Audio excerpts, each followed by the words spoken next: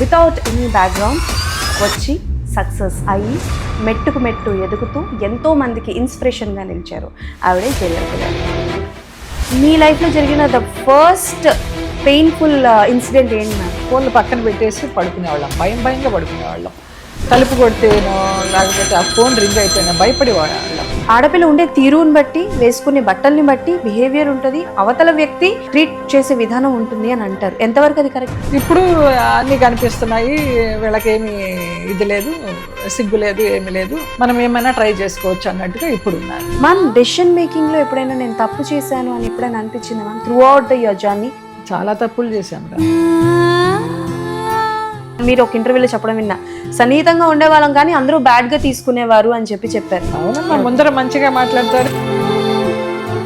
మంచి అయినా చెడైనా ఇండస్ట్రీ నుంచి ఒక పర్సన్ ఎవరైనా సపోర్టివ్గా ఉన్నారంటే ఎవరికైతే ఆయనతో గడపాలి, ఆయన దగ్గరే ఉండాలి, ఆయన్ని చూసుకోవాలి అనే ఒక తపనతోటి మేము సినిమాలు కూడా మానేసిన సందర్భాలు ఉన్నాయి.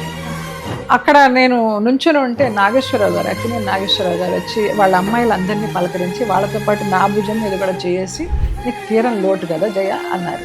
ఎప్పుడైనా ఎవరినైనా అంటే లైక్ కొంచెం ఆరోగెంట్గా మాట్లాడడం కానీ, అడిగిన క్వశ్చన్ లైక్ షూటింగ్ సెట్లో ఎప్పుడైనా ఎక్స్పీరియన్స్ జరిగింది? అత్తగారు ఉండి నువ్వు చేతులకు గాజులు వేసుకోకుండా ఈ ముత్తైదు పూజ చేయడం అనేది కరెక్ట్ కాదు, గాజులు వేసుకోమ్మా అన్నారు. నా ఇష్టం, నా చెయ్యి, నా గాజులు, నువ్వెవరు చెప్పడానికి? అది సర్వెంట్స్ లేదు, ఏమీ లేదు. అక్కడ చెట్ల వెనకాల బట్టలు మార్చుకునే వాళ్ళము, ఎక్కడో దూరం పోయి అసిస్టెంట్ గొడుగు పట్టుకుంటే కాలకృత్యాలు తీర్చుకునే వాళ్ళము. ఇక్కడ ఉన్న వాళ్ళలో చాలా మందికి మీరు ఆ క్యారెక్టర్ చేశారని తెలీదు. మొత్తం నా హెయిర్ పోయింది, నా స్కిన్ పోయింది. మేకప్ వేయడానికి 3 గంటలు అయితే తీయడానికి 6 గంటలు పట్టేది. జయలలిత అన్న పేరు పెట్టుకున్నారని చెప్పి మిమ్మల్ని పేరు కూడా మార్చుకోమని అనేవారు. అంటే లైక్ సీనియర్ యాక్ట్రెస్ జయలలిత. నా జయలలిత పేరు ఎలా వచ్చింది అంటున్నావమ్మా?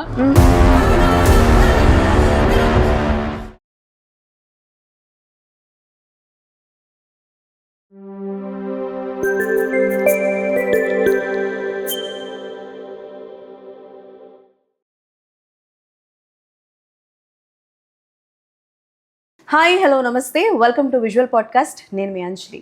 సో నా ముందు కూర్చున్న పర్సన్ చాలా మందికి ఇన్స్పిరేషన్.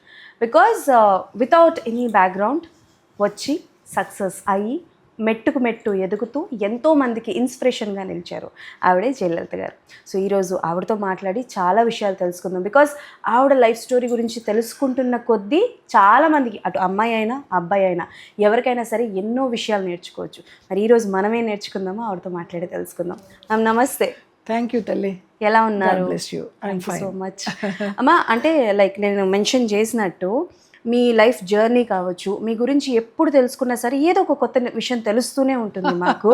అంటే లైక్ అది గుడ్ థింగ్ అని అంటే డెఫినెట్లీ ఇండస్ట్రీకి రావాలనుకుంటున్న వాళ్ళందరికీ కూడా ఒక మంచి ఇన్స్పిరేషన్, ఒక మెసేజ్ అని అనొచ్చు. బట్ ఇప్పుడు ఎలా ఉంది మీ లైఫ్? ఇప్పుడు నేను చాలా ప్రశాంతంగా ఉన్నాను.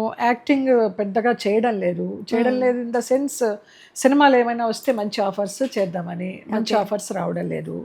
సీరియల్స్ చేసి అదొక చాకరీ లాగా అయిపోయింది. రోజు ఊరెళ్ళినట్టుగా పెట్టెలు అవన్నీ మోసుకెళ్ళడం, మన బట్టలు మనమే, రిచ్ అంటే రిచ్, పూర్ అంటే పూర్, అన్నీ మనమే సెట్ చేసుకోవాలంటే ఇంకా కొంచెం రిలాక్స్ అవుతున్న కొద్దీ అది కొంచెం బర్డన్గా అనిపిస్తోంది. అవన్నీ చూసుకోవడం, ఎవరైనా కాస్ట్యూమ్ ఇచ్చి ఆ క్యారెక్టర్కి తగ్గట్టుగా వాళ్ళే అంత పోర్ట్రేట్ చేస్తే వెళ్ళి యాక్ట్ చేసి రావడానికి ఈజీగా ఉంటుంది. మనమే పొద్దున్న లేచిన దగ్గర నుంచి ఇవాళ ఈ సీన్, దీనికి ఇది కావాలి అనేసరికి నాకు కొంచెం పేషెన్స్ తగ్గింది. ఎంతకాలం ఇంకా ఇలా చేస్తాము అనేసి ఓన్లీ గెస్ట్ క్యారెక్టర్స్ ఒప్పుకుంటున్నాను. ఒక 2-3 డేస్ ఉంటే అది హాయిగా ఉంది. ఓకే, ప్రశాంతంగా ఉంది. దానిలో నెంబర్ ఆఫ్ కాస్ట్యూమ్స్ చేంజ్ చేయడం కానీ, కంటిన్యూటీలో ప్రాబ్లం కానీ అదేమి ఉండదు. టీవీ సీరియల్కి వెళ్ళామంటే స్ట్రెస్ వచ్చేస్తుంది. ఎందుకంటే ఆ యాక్షన్ ఒకళ్ళ క్లోజ్ పట్టిన తర్వాత ఒక్కొక్క రియాక్షన్ అలా ఫ్రీజ్ అయిపోయి ఉండడము, అది కొంచెం మైండ్కి అంత పెద్ద నాకు ప్రశాంతంగా అనిపించడం లేదు. కొంచెం స్ట్రెయిన్ అవుతున్నట్టుగా ఒక ఫీలింగ్ అనమాట. 63 years, ఇప్పుడు ఎందుకు ఇంకా అంత స్ట్రెయిన్ తీసుకోవాలి? ఏదైనా సాఫ్ట్ క్యారెక్టర్ అలా అంటే నాకు ఇష్టం. వీళ్ళే ఒక విల్లి, ఒక అత్తగారు, ఒక గయ్యాళి, పెద్దగా అరవడాలు. డబ్బింగ్లో అరిస్తే సరిపోదంట, అక్కడ కూడా అరవాలట. మొన్న ఒకటి చేసి వచ్చాను, జమినీ వాళ్ళకి రెగ్యులర్ సీరియల్ అని అతను వెంట పడుతూ ఉన్నాడు. మన మంజుల నాయుడికి రెగ్యులర్గా చేసే అతను నాగేష్ డైరెక్టరు. అతను ఏదో ఒక సీరియల్ స్టార్ట్ చేసి అమ్మ మీరు చేయాలి బామ్మ క్యారెక్టర్, ఓకే. చాలా పవర్ఫుల్ క్యారెక్టర్ అని లుక్ టెస్ట్కి తీసుకెళ్ళాడు. ఆ లుక్ టెస్ట్ రోజే అమ్మో ఇది ఎన్ని సంవత్సరాలు భరించాలి అని అనిపించింది. బా! ఆ లుక్ టెస్ట్ ఆగింది ప్రస్తుతము. హీరోయిన్స్ ఎవరు ఇంకా సెలెక్ట్ అవ్వడం లేదు, రిపీట్ అవుతూ ఉన్నారు, ఎవరికి నచ్చడం లేదని ఆ సీరియల్ అలా అలా అలా వెనక్కి వెళుతోంది. లాస్ట్కి వచ్చేసరికి మరి ఆ క్యారెక్టర్ మీద నా పేరు రాసుంటే చేస్తాను, లేకపోతే ఒక దండం పెట్టేస్తా. అయ్యో!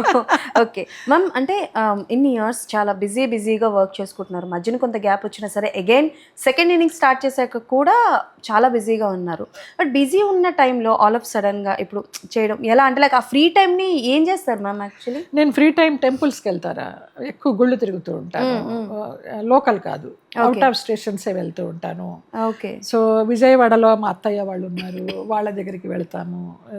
చెన్నైలో నా మేనగోడళ్ళు అన్నయ్యలు అక్కలు అందరూ ఉన్నారు, వాళ్ళ దగ్గరికి వెళ్తూ ఉంటాను. లేకపోతే ఏ పని లేకపోతే ఇంట్లో కూర్చొని ఈటీవీ విన్ను పాత సినిమాలు చూస్తూ ఉంటాను. ఓకే. రమణ మహర్షి గారి బుక్స్ చదువుతూ ఉంటాను. ఫ్రెండ్స్ వస్తే చిట్ చాట్, లేకపోతే ఫోన్లో గేమ్స్. చాలా సింపుల్ లైఫ్, ఓకే. చిన్న లైఫ్. నేను మీ గురించి తెలుసుకునే క్రమంలో ఒక విషయంలో ఎక్కువ కన్ఫ్యూజ్ అవుతున్నాను మ్యామ్. నేను మీరు ఇండస్ట్రీకి రావాలి అనుకున్నది అంటే నేను ఒక దగ్గర విన్నది ఏంటంటే ఇంట్లో వాళ్ళకి ఇష్టం లేకుండా ఆవిడ వచ్చి స్థిరపడారు అని. ఇంకొకటి ఏంటంటే మీ నాన్నగారికి చాలా ఇష్టం ఉండేది అండ్ ఇండస్ట్రీకి ఆయన తీసుకొచ్చారు అని. ఈ రెండిట్లో నా కన్ఫ్యూజన్ కొంచెం క్లారిటీ. ఇదే కరెక్ట్. ఓకే. నేను డిగ్రీ ఫినిష్ చేసి ఆంధ్ర నాట్యం నేర్చుకోవడానికి నేను కూచిపూడి డాన్సరు, భరతనాట్యం డాన్సరు. నాకు విజయవాడ నుంచి, తంజావూరు నుంచి, గుంటూరులో ఉన్నప్పుడు మేము శనివారం ఆదివారం ఒక్కొక్క మాస్టర్ వస్తూ ఉండేవారు ఒక్కొక్క డాన్స్కి.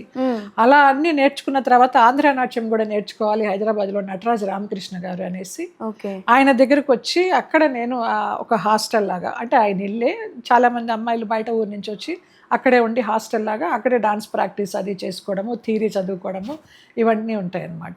దానికోసము 83లో డిగ్రీ ఫినిష్ చేసి నేను నటరాజ రామకృష్ణ గారి దగ్గరికి వచ్చాను. ఓకే. వచ్చి నేను నేర్చుకుంటున్నప్పుడు ఆల్ ఆఫ్ సడన్ నాన్న వచ్చి మా ఫ్రెండ్స్ మూవీ చేస్తున్నారు, అందులో హీరోయిన్ డాన్సర్ కావాలట, నా ఫ్రెండ్సే కదా నువ్వు చేయాలి, అది బాగుంటావు, హైట్ కలర్ అన్నీ ఉన్నావు కదా, డాన్స్ వచ్చు కదా అని. ఇంకా నేను రూమ్లోకి వెళ్ళిపోయి తలుపేసుకొని ఏడుస్తూ కూర్చుంటే నటరాజ రామకృష్ణ గారు కళాకృష్ణ అని ఆయన దగ్గర మెయిన్ శిష్యుడు, తను సత్యభామలాగా అపర సత్యభామలాగా అదంతా మేకప్ వేసుకుని తను ఫీమేల్ గెటప్స్ చేస్తూ ఉంటాడు కళాకృష్ణ. ఓకే. వాళ్ళందరూ నచ్చ చెప్పి నాన్న ఫ్రెండ్సే కదా చూడు ఒకసారి, నీకు నచ్చకపోతే మళ్ళీ తిరిగి వచ్చేసి అన్నారు. ఇంకా ఈ వన్స్ ఇందులోకి వచ్చామా దిగామా ఇంకా వెనక్కి తిరిగి చూడడం అంటూ ఉండదు.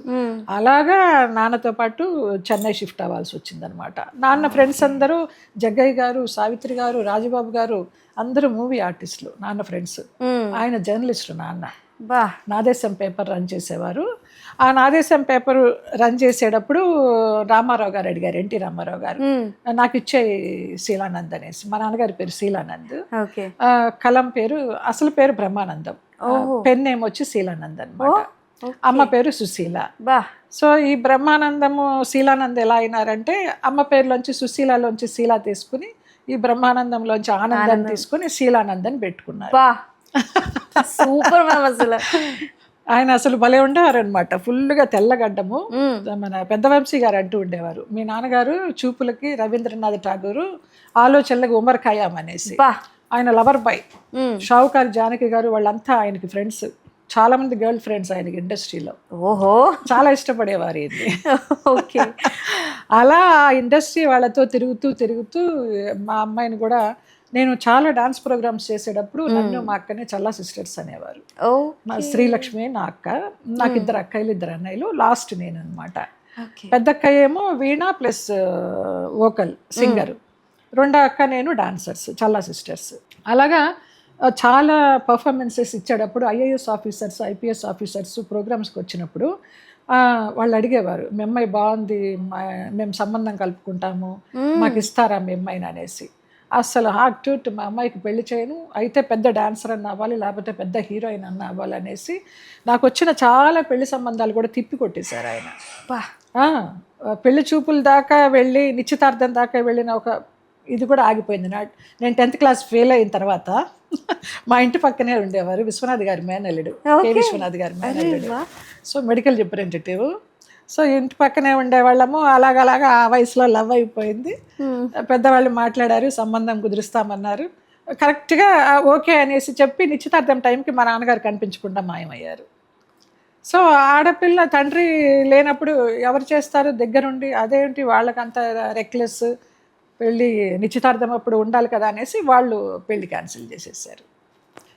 నేను ఫస్ట్ టైం విన్నాను మ్యామ్. అప్పట్లో అయితే తొందరగా పెళ్ళిళ్ళు చేసేద్దాము, అవి ఇవి వద్దంటారు. బట్ బ్రాహ్మణము, డాన్సరు, కొంచెం ఆర్థోడాక్స్ ఫ్యామిలీ.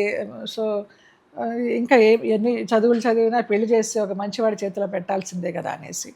నా ఉద్దేశం ఏంటంటే అసలు సినిమాల్లోకి వచ్చే ఉద్దేశం లేదు. అయితే గొప్ప డాన్సర్ అన్న అవ్వాలి, పద్మా సుబ్రహ్మణ్యం గారి లాగా. ఆవిడ చెన్నైలో గ్రేట్ డాన్సర్. ఆవిడ పెళ్లి చేసుకోలేదు, డాన్స్కి అంకితం అయిపోయారు. అలా ఆవిడ డాన్స్ ప్రోగ్రాంలు చూసి చెన్నైలో ఉన్నప్పుడు ఆవిడ ఇన్స్పిరేషన్ నాకు అనుకున్నాను. లేకపోతే ఎవరైనా మంచివాడిని చేసుకొని బిడ్డల్ని కానీ వాళ్ళకి వండి పెడతా, పిల్లల్ని చూసుకుంటా అలా ఉందాం అనుకున్నాను. అది ఏమీ జరగలేదు. డాన్సర్గా అయినాను, కానీ సినిమాల్లోకి వచ్చిన తర్వాత నేను ఫ్యామిలీని గెటాన్ చేయడానికి రావాల్సిన వేషం అంతా ఒప్పుకోవాల్సి వచ్చిందనమాట. ఒక మంచి క్యారెక్టర్ కోసం వెయిట్ చేయకుండా ఫ్యామిలీ అంతా నన్ను నమ్ముకొని చెన్నై వచ్చేసారు. సో వాళ్ళందరినీ నేను బాగా చూసుకోవాలి, మళ్ళీ వెనక్కి వెళ్ళలేము, వెళితే బంధువుల్లోనూ స్నేహితుల్లోనూ మళ్ళీ ఏం మాట అక్కడ లేక తిరిగి వచ్చేసారా అని మాట పడాల్సి వస్తుందనే ఒక అభిమానంతో ఏదైనా ఇక్కడే ఫేస్ చేయాలన్నట్టుగా ఇంకా వచ్చిన క్యారెక్టర్ అంతా ఒప్పుకోవడం జరిగింది. ఆ వచ్చిన క్యారెక్టర్స్ కూడా వ్యాంప్ క్యారెక్టర్స్. అలా అయ్యేసరికి డాన్స్ ప్రోగ్రామ్స్ ఎవరైనా అడిగితే నాకు క్లాసికల్ డాన్స్ చేయాలంటే బెరుకు వచ్చేసింది. ఈ వ్యాంప్గా చేసిన దాన్ని క్లాసికల్ డాన్సర్గా చూస్తారా ఇప్పుడు లేదా? నాకు నేనే ఆలోచించుకొని అలా అలా అలా అలా డాన్స్కి దూరం అయిపోయినాను అనమాట. ఓకే మ్యామ్, ఇందాక మీరు మాట్లాడుతూ మెన్షన్ చేశారు అంటే లైక్ నన్ను నమ్ముకొని నా ఫ్యామిలీ ఉన్నారు కాబట్టి వచ్చిన క్యారెక్టర్స్ అన్నీ చేసుకుంటూ వెళ్ళానని. కానీ మ్యామ్ జనరల్గా ఈ ఆర్థోడాక్స్ అని కానీ లేకపోతే ఈ ఫ్యామిలీకి సంబంధించి ఇష్యూస్ ఏవైతే ఉంటాయో కంపేరింగ్ టు మేల్స్ ఆర్ అబ్బాయిల కన్నా ఎక్కువగా ప్రెషర్ అన్నది కావచ్చు అమ్మాయిలకే ఉంటుంది. ఎందుకంటే చాలామంది అమ్మాయిలు అదే చేస్తారు మ్యామ్. కళలు ఎన్నున్నా సరే ఫ్యామిలీ కోసం అని కాంప్రమైజ్ అయ్యి చేస్తుంటారు. బట్ మీరు అంటే లైక్ స్టెప్ బై స్టెప్ చేశారు, చూసుకున్నారు ఫ్యామిలీని మంచిగా, you are in a position. But ma'am ఎప్పుడైనా సరే స్టార్టింగ్ డేస్లో కావచ్చు, యంగ్ ఏజ్లో ఉండేటప్పుడు ఇది ఎక్కడికి వెళ్తుంది, ఏం చేస్తుంది, ఫ్యూచర్ ఏమవుతుందని ఆలోచించుకుని అసలు ఏం ఏదో గుడ్డెద్దు చెవిలో పడ్డట్టు అంటారు కదా, వచ్చేసాము క్యారెక్టర్స్ చేయాలి, అది ఏ క్యారెక్టర్ అయినా పర్వాలేదు, నేను ఫేస్ చేయాలి అంతే తప్పించి ఇవి చేస్తున్నానే రేపేంటి నా ఫ్యూచరు ఎలా ఉంటుంది, ఏం ఎదుర్కోవాల్సి వస్తుంది, అసలు ఎప్పుడు కూడా నేను ఫ్యూచర్ గురించి ఎప్పుడు ఆలోచించలే. అంటే రేపేంటి అనే దాని గురించి ఆలోచించలేదు. రేపు నా లైఫ్ ఏంటి, ఇలాంటివి చేస్తే ఏమవుతాను, నలుగురిలో ఏమవుతుంది అనేది కూడా అసలు ఇంత కూడా నాకు థాట్ రాలా. అంటే ఇప్పుడు మనం ఏదైనా పని చేస్తాము అని అంటే అది మంచి కానివ్వండి చెడు కానివ్వండి ఆపడానికి ముందుంటారు. ఒకవేళ వాళ్ళకి లాభం ఉంటుంది అని అంటే okay you can go proceed చేసేయమంటారు. లేదు వాళ్ళకి నచ్చని పని మనం చేస్తున్నాం అంటే వెనక్కి లాగే వాళ్ళు చాలా మంది ఉంటారు మ్యామ్. బట్ అలాంటి టైంలో మీరు ఓకే కాంప్రమైజ్ చేస్తున్నారు, మీకు ఇష్టం ఉన్నా లేకపోయినా వచ్చిన క్యారెక్టర్స్ చేస్తున్నారు. But who is that one person supports you, మిమ్మల్ని సపోర్ట్ చేసే పర్సన్ ఎవరు? నన్ను నా ఫ్యామిలీ అంతా సపోర్ట్ చేసింది. మరి వాళ్ళకి నేను ఫుడ్ పెడుతున్నాను కదా, నా ఫ్యామిలీ అంతా సపోర్ట్ చేసింది. పర్వాలేదమ్మా ఎవరేమనుకున్నా మన ఫ్యామిలీ మనది, మనం కలిసి ఉందాము, నేను సపోర్ట్ చేస్తాము అనేసి. మా అమ్మ వాళ్ళు అసలు షూటింగ్ కూడా వచ్చేవాళ్ళు కాదు నాతోటి. అప్పుడు నాకు personal hair dresser, makeup man, touch up వీళ్ళే నాకు లోకం. అమ్మ వాళ్ళతో గడిపింది, ఫ్యామిలీతో గడిపింది తక్కువ. ఫ్యామిలీయే సపోర్ట్, వేరే ఎవరు లేరు. మ్యామ్ మీరు ఇప్పుడు చాలా అందంగా ఉన్నారు. మీరు 60+ అంటున్నారు, మాకు 40+ అలా అనిపిస్తున్నారు. నిజంగా టచ్ వుడ్ మ్యామ్, ప్రామిస్, నేను అబద్ధం అయితే చెప్పట్లేదు. 63 తల్లి. అవునా? బట్ మ్యామ్ ఇప్పుడు ఇంత అందంగా ఉన్నారంటే మీరు స్టార్టింగ్ డేస్ లో ఏవిఎస్ గారు వాళ్ళందరూ అనేవారు మేము చొంగగార్చుకున్నాము నీ సినిమాలు చూసి. మేము సినిమాల్లో కలిసి యాక్ట్ చేసేటప్పుడు జయమ్మ అసలు అబ్బా ఆ ఇంద్రుడు చంద్రుడు చూసి లబలబలబల ఆడిపోయినాం అనేసి అంటారు. ఓకే మ్యామ్, అంటే లైక్ అప్పుడు మీరు హీరోయిన్ అవుదామని వచ్చారు. అవును. But me first opportunity if I'm not wrong Kamal Haasan గారి ఒక సినిమా ద్వారా, ఆ సినిమా నుంచి వ్యాంప్ క్యారెక్టర్స్ అన్నవి స్టార్ట్ చేశారు కదా ఇఫ్ ఐఎమ్ నాట్ రాంగ్. అంతకు ముందు కూడా మీరు మంచి మంచి క్యారెక్టర్స్ చేశారు. బోరింగ్ పాప అన్న క్యారెక్టర్ ఆ నేమ్ ఏదైతే ఉందో అది పోవడానికి కూడా మీరు డిఫరెంట్ క్యారెక్టర్స్ చేశారు, కానీ ఆ పేరు పోలేదు, ఆ పేరు అలాగే ఉంది. ఓకే. ధర్మక్షేత్రం బాలయ్య బాబు మేము చేసేటప్పుడు కోర్టు సీను వైజాగ్లో సెట్ వేశారో లేకపోతే ఏదో తెలియదు నాకు. అది జరిగేటప్పుడు బాలయ్య ఎందుకో బయటికి పిలిచారు. జయమ్మ బయటికి రానేసి. నేను బయటికి వచ్చి చూస్తే కిందంతా జనాలు. నన్ను చూడంగానే బోరింగ్ పాప అని ప్రతి ఒక్కళ్ళు పెద్ద పెద్దగా కేకలు. ఒక చిన్న పిల్లాడైతే వాడికి బట్టలు లేవు, న్యూడ్గా ఉన్నాడు. వాడు ఇలా కొట్టేసుకుంటూ బోరింగ్ పాప అని గెంతులేసేస్తున్నాడు వాడు. ఆ బోరింగ్ పాపకి ఒక్క సీన్కి ఒక్క సాంగ్కి అంత అప్లాజ్ వచ్చింది. నేను ఏదైతే గ్రహణం అనే సినిమా చేశానో, లేకపోతే ఒక గోపిక గోదావరి చేసి మళ్ళీ నాకు మంచి క్యారెక్టర్స్ వస్తాయి, ఒక హౌస్ వైఫ్ క్యారెక్టర్, మంచి మదర్ క్యారెక్టర్ అనుకున్నాను, అవేమీ రాలేదు. నా ఇమేజ్ మాత్రం మార్చలేదు అవి. గ్రహణం క్యారెక్టర్కి నీకోసమే రాసారేమో చలంగారు అన్నట్టుగా అన్నారు. అవార్డు కూడా వచ్చింది మోహన్ కృష్ణ గారు. అది దానికి టోటల్ మూవీకి ఇందిరాగాంధీ ఇంటర్నేషనల్ అవార్డు ఏదో వచ్చింది దానికి. నాకు భరణి గారికి నంది అవార్డ్స్ వచ్చినాయి అనమాట. మోహన్ కృష్ణ గారు అంత పెద్ద డైరెక్టర్ అయిన తర్వాత నాకు మళ్ళీ ఇంకొక క్యారెక్టర్ ఇవ్వలేన గ్రహణం తర్వాత.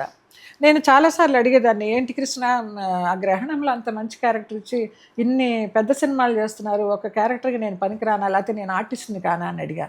చిచ్చి అదేం లేదమ్మా, ఆ రేంజ్ క్యారెక్టర్ మీకు మీ చేత నేను చేయించినప్పుడు మళ్ళీ అంతే రేంజ్ క్యారెక్టర్ కావాలన్నారు. ఇంక నేనేం మాట్లాడలేదు, కామ్ అయిపోయినాను. మీరు ఇప్పుడు నేను రీసెంట్గా మీరు వచ్చిన తర్వాత కూడా ఇక్కడ ఉన్న వాళ్ళలో చాలా మందికి మీరు ఆ క్యారెక్టర్ చేశారని తెలీదు. ఈవెన్ దో నేను లాస్ట్ టైం మిమ్మల్ని ఇంటర్వ్యూ చేసినప్పుడు నేను సర్చ్ చేస్తే నాకు దొరికిన క్యారెక్టర్ ఏంటంటే అరుంధతిలో ఆ క్యారెక్టర్. అసలు మైండ్ పోయింది అరుంధతిలో. 10 days అమ్మా, మొత్తం నా హెయిర్ పోయింది, నా స్కిన్ పోయింది.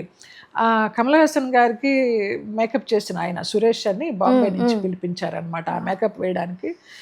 మేకప్ వేయడానికి 3 గంటలు అయితే తీయడానికి 6 గంటలు పట్టేది. అలా మొత్తం అంటించేసి గమ్ములు అవన్నీ తీసేటప్పుడు స్కిన్ కూడా వచ్చేసేది నాకు. అస్సలు ఆ క్యారెక్టర్ ఎలా చేశానా అనుకున్నది. 10 రోజులు 10 రాత్రులు కోడి రామకృష్ణ గారు అలా చేయించారు ఆయన. అంటే లైక్ చాలా మందికి నిజంగా నేను చెప్పినట్టు ఇప్పుడున్న జనరేషన్కి అది చేసింది మీరు అని తెలీదు. అంటే ఆ మేకప్ వల్ల కావచ్చు, దానివల్ల చాలా సీన్స్ కట్ చేశారు. అవునా? సర్వెంట్ క్యారెక్టర్, ఇంట్లోనే ఉంటాను, మెయిన్ సర్వెంట్, మనోరమ తర్వాత నేనే.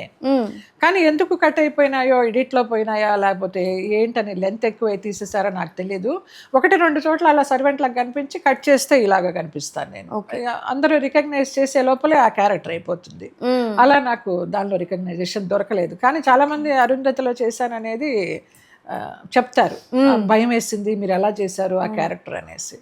నేను ఇక్కడ ఉన్న వాళ్ళల్లో మా వాళ్ళకి చూపిస్తే నిజంగా మేడమేనా పక్కనా అంటే అయ్యా నిజంగా ఆవిడే గ్రాఫిక్స్ అంతా పైన మీద పాకినట్టు. అంటే అసలు మీరు ఆ క్యారెక్టర్ అంటే మీ వరకు వచ్చినప్పటికీ ఇప్పటి వరకు మీరు చేయలేదు, అలాంటి కైండ్ ఆఫ్ క్యారెక్టర్స్ చేయలేదు. బట్ మీ దగ్గరకు వచ్చి ఇలాంటి ఒక క్యారెక్టర్ చేయాలి అన్నప్పుడు what is your first reaction? నాకు కోడి రామకృష్ణ గారు మంచి మంచి క్యారెక్టర్స్ ఇచ్చారమ్మా. అసలు వాళ్ళని అప్పట్లో ఏమి అడిగేది లేదు. వాళ్ళు ఏమి క్యారెక్టర్ చెప్పరు, నీ క్యారెక్టర్ ఇది అని చెప్పరు, కథ చెప్పరు, ఏమి చెప్పరు. వాళ్ళు మమ్మల్ని అభిమానంతో వాళ్ళ ఆర్టిస్ట్గా రిసీవ్ చేసుకున్నారు, వాళ్ళ అమ్మాయిగా ఆదరించారు. వాళ్ళు ఏ క్యారెక్టర్ ఇచ్చినా చేయాలి, వాళ్ళు పిలిస్తే కాదనకూడదు అన్నట్టు. ఇప్పటికి కూడా నేను అభిమానంగా ఎవరన్నా పిలిస్తే ₹1 తక్కువైనా వెళ్ళి చేస్తాను. కానీ మర్యాద లేకుండా నువ్వు ₹2 ఇచ్చినా నాకు అవసరం లేదని చెప్తానమాట. అట్లా మా డైరెక్టర్లు అందరూ మోహన్ గాంధీ గారు కానీ, ఈవీవి గారు కానీ, జంజాల గారు కానీ, విశ్వనాథ్ గారు కానీ, వాళ్ళందరి దగ్గర రిపీటెడ్గా చేశాను నేను. మాకు ఆ అభిమానం ఇప్పట్లాగా కమర్షియల్ ఒక 2-3 సినిమాలు చేయగానే కార్లు కొనుక్కోవడాలు, బంగళాలు కొనుక్కోవడాలు అవేం తెలియవు. నేను చూసిన హైయెస్ట్ రెమ్యునరేషన్ 1,50,000 ఇండస్ట్రీలో. అది కూడా ఇంద్రుడి చంద్రుడికి ఫుల్ లెంత్ క్యారెక్టరు, రెమ్యునరేషన్ ఎక్కువే. నేను ఫస్ట్ ఒక మూవీ చేసేటప్పుడు నాన్న ఏ మూవీ అయితే చేయాలి నువ్వు రా అని తీసుకువెళ్ళారో అది రేపల్లలో షూటింగ్ జరిగింది, ఈ పోరాటం మార్పు కోసం అనేసి. బాలాజీ ఉన్నాడు కదా, రోహిణి వాళ్ళ బ్రదర్, ఇప్పుడు నల్ల బాలాజీ, సీరియల్స్ కూడా చేస్తుంటాడు, సినిమాలు చాలా చేశాడు అతను. సో రజనీకాంత్ గారు లాగానే మెయింటైన్ చేస్తూ ఉంటాడు, నాకంటే పెద్దవాడు. కానీ నేను ఫస్ట్ సినిమాలో ఎలా చూసాను ఇప్పటికీ అలాగే ఉన్నాడు అతను, రోహిణి బ్రదర్ బాలాజీ. సో మేమిద్దరం హీరోయిన్స్. అక్కడ టాకీ పార్ట్ అయింది. ఆ సాంగ్స్ కోసం విజయ గార్డెన్స్ చెన్నైకి వెళ్ళామన్నమాట. చెన్నైకి వెళ్ళి సాంగ్స్ చేస్తున్నప్పుడు అక్కడ సంయుక్త ఫిలిమ్స్ ఖైదీ ప్రొడ్యూసర్స్ చూశారు. అందులో one of the producer Dhanunjaya Reddy. అతను చూసి వెంటనే మా నాన్న దగ్గరికి వచ్చేసి, ఇంకేముంది మా అమ్మాయికి ఖైదీలో వేషము చిరంజీవి గారి పక్కన అనేసి చెన్నై షిఫ్ట్ చేయించేశాడు ఆయన. నాన్న ముందు వెనక ఆలోచించాల ఎంతవరకు నిజము ఇస్తారా. తిరుపతి రెడ్డి గారు, కళ్యాణ్ రెడ్డి, ధనుంజయ రెడ్డి, ఒక 4-5 వాళ్ళంతా ప్రొడ్యూసర్స్ అనమాట, సంయుక్త ఫిలిమ్స్, ఖైదీ, వేట ఇవన్నీ తీసిన వాళ్ళు. సో చిరంజీవి గారి పక్కన అనేసరికి ఇంకా నాన్నకి ఎక్కడ ఒంటి మీద బట్టలాగలేదు. పదండి చెన్నైకి అన్నారు. కట్ చేస్తే చిరంజీవి గారు పక్కన సుమలత గారు చేశారు.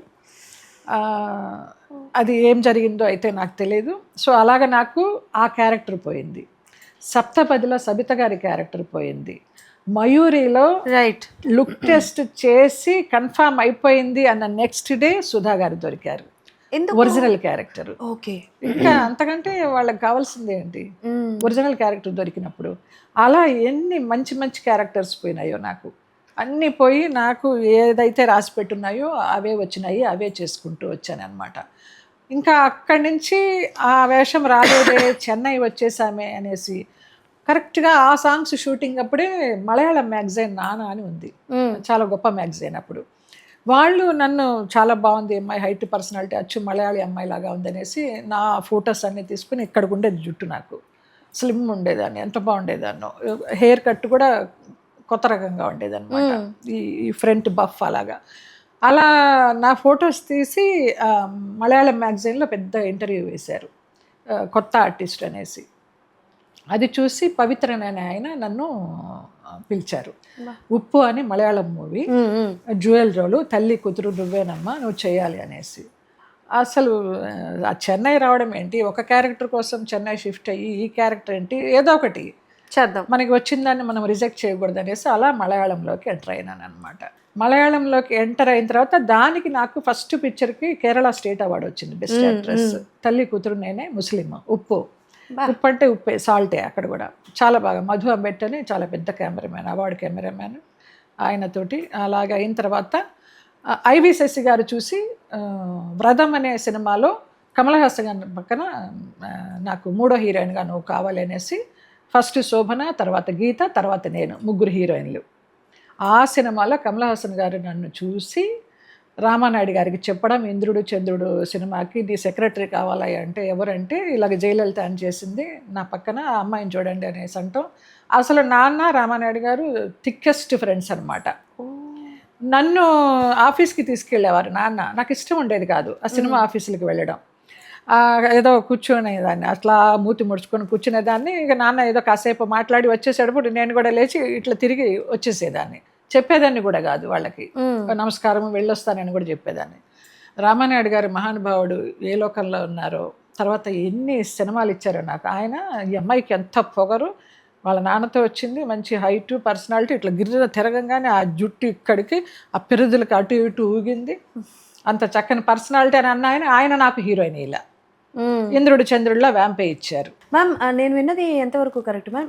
వ్యాంప్ క్యారెక్టర్స్ చేస్తున్న మీరు జయలలిత అన్న పేరు పెట్టుకున్నారని చెప్పి మిమ్మల్ని పేరు కూడా మార్చుకోమని అనేవారు, అంటే లైక్ సీనియర్ యాక్టర్స్ జయలలిత. నా జయలలిత పేరు ఎలా వచ్చింది అనుకున్నావమ్మా? చిన్నప్పుడే నాకు ఊహ వచ్చినప్పుడు 6వ సంవత్సరంలో నేను చూసిన సినిమా కథానాయకుడు ఎన్టీ రామారావు గారు, జయలలిత. నెక్స్ట్ డే మమ్మల్ని బడిలో వేస్తున్నారు. అప్పుడు స్కూల్స్ కాదు, కాన్వెంట్స్ కాదు, బడి. ఆ బడిలో వేసినప్పుడు హెడ్ మాస్టర్ గారు నీ పేరేంటమ్మా అని అడిగితే నాకు అమ్మా నాన్న పెట్టిన పేరు లలిత. నాన్నగారికి ఫస్ట్ వైఫ్ లలిత, ఆవిడ పోయారు. ఆవిడ పేరు నాకు పెట్టుకున్నారు లలిత అనేసి. కానీ నాకు ఊహ తెలిసి ఆ మైండ్లో ఎట్లా పడిందో నాకు తెలీదు. బడికి వెళ్ళి రిజిస్టర్లో పేరు రాసేటప్పుడు నాన్న లలిత అని చెప్పబోతుంటే జయలలిత అని చెప్పాను. ఆవిడ అలా పడిపోయింది 6వ సంవత్సరంలో నాకు మైండ్లో. అసలు ఒక దేవతలాగా అనమాట. నేను ఇంతవరకు ఆవిడని డైరెక్ట్గా చూడలా, అంటే నేను ఉన్నంత వరకు, ఆవిడ ఉన్నంత వరకు. మీరు ఇన్స్పిరేషన్గా తీసుకున్నారు, అంటే మీకు ఊహ తెలియని వయసులోనే ఆవిడ పేరు మీ మైండ్లో రిజిస్టర్ అయిపోయింది. బట్ అదే పర్సన్ని ఆరాధించే వాళ్ళు కావచ్చు, సపోర్ట్ చేసే వాళ్ళు కావచ్చు, ఇలాంటి క్యారెక్టర్స్ మీరు చేసేది ఓకే, మీకు క్యారెక్టర్స్ రావాలని మీరు చేశారు.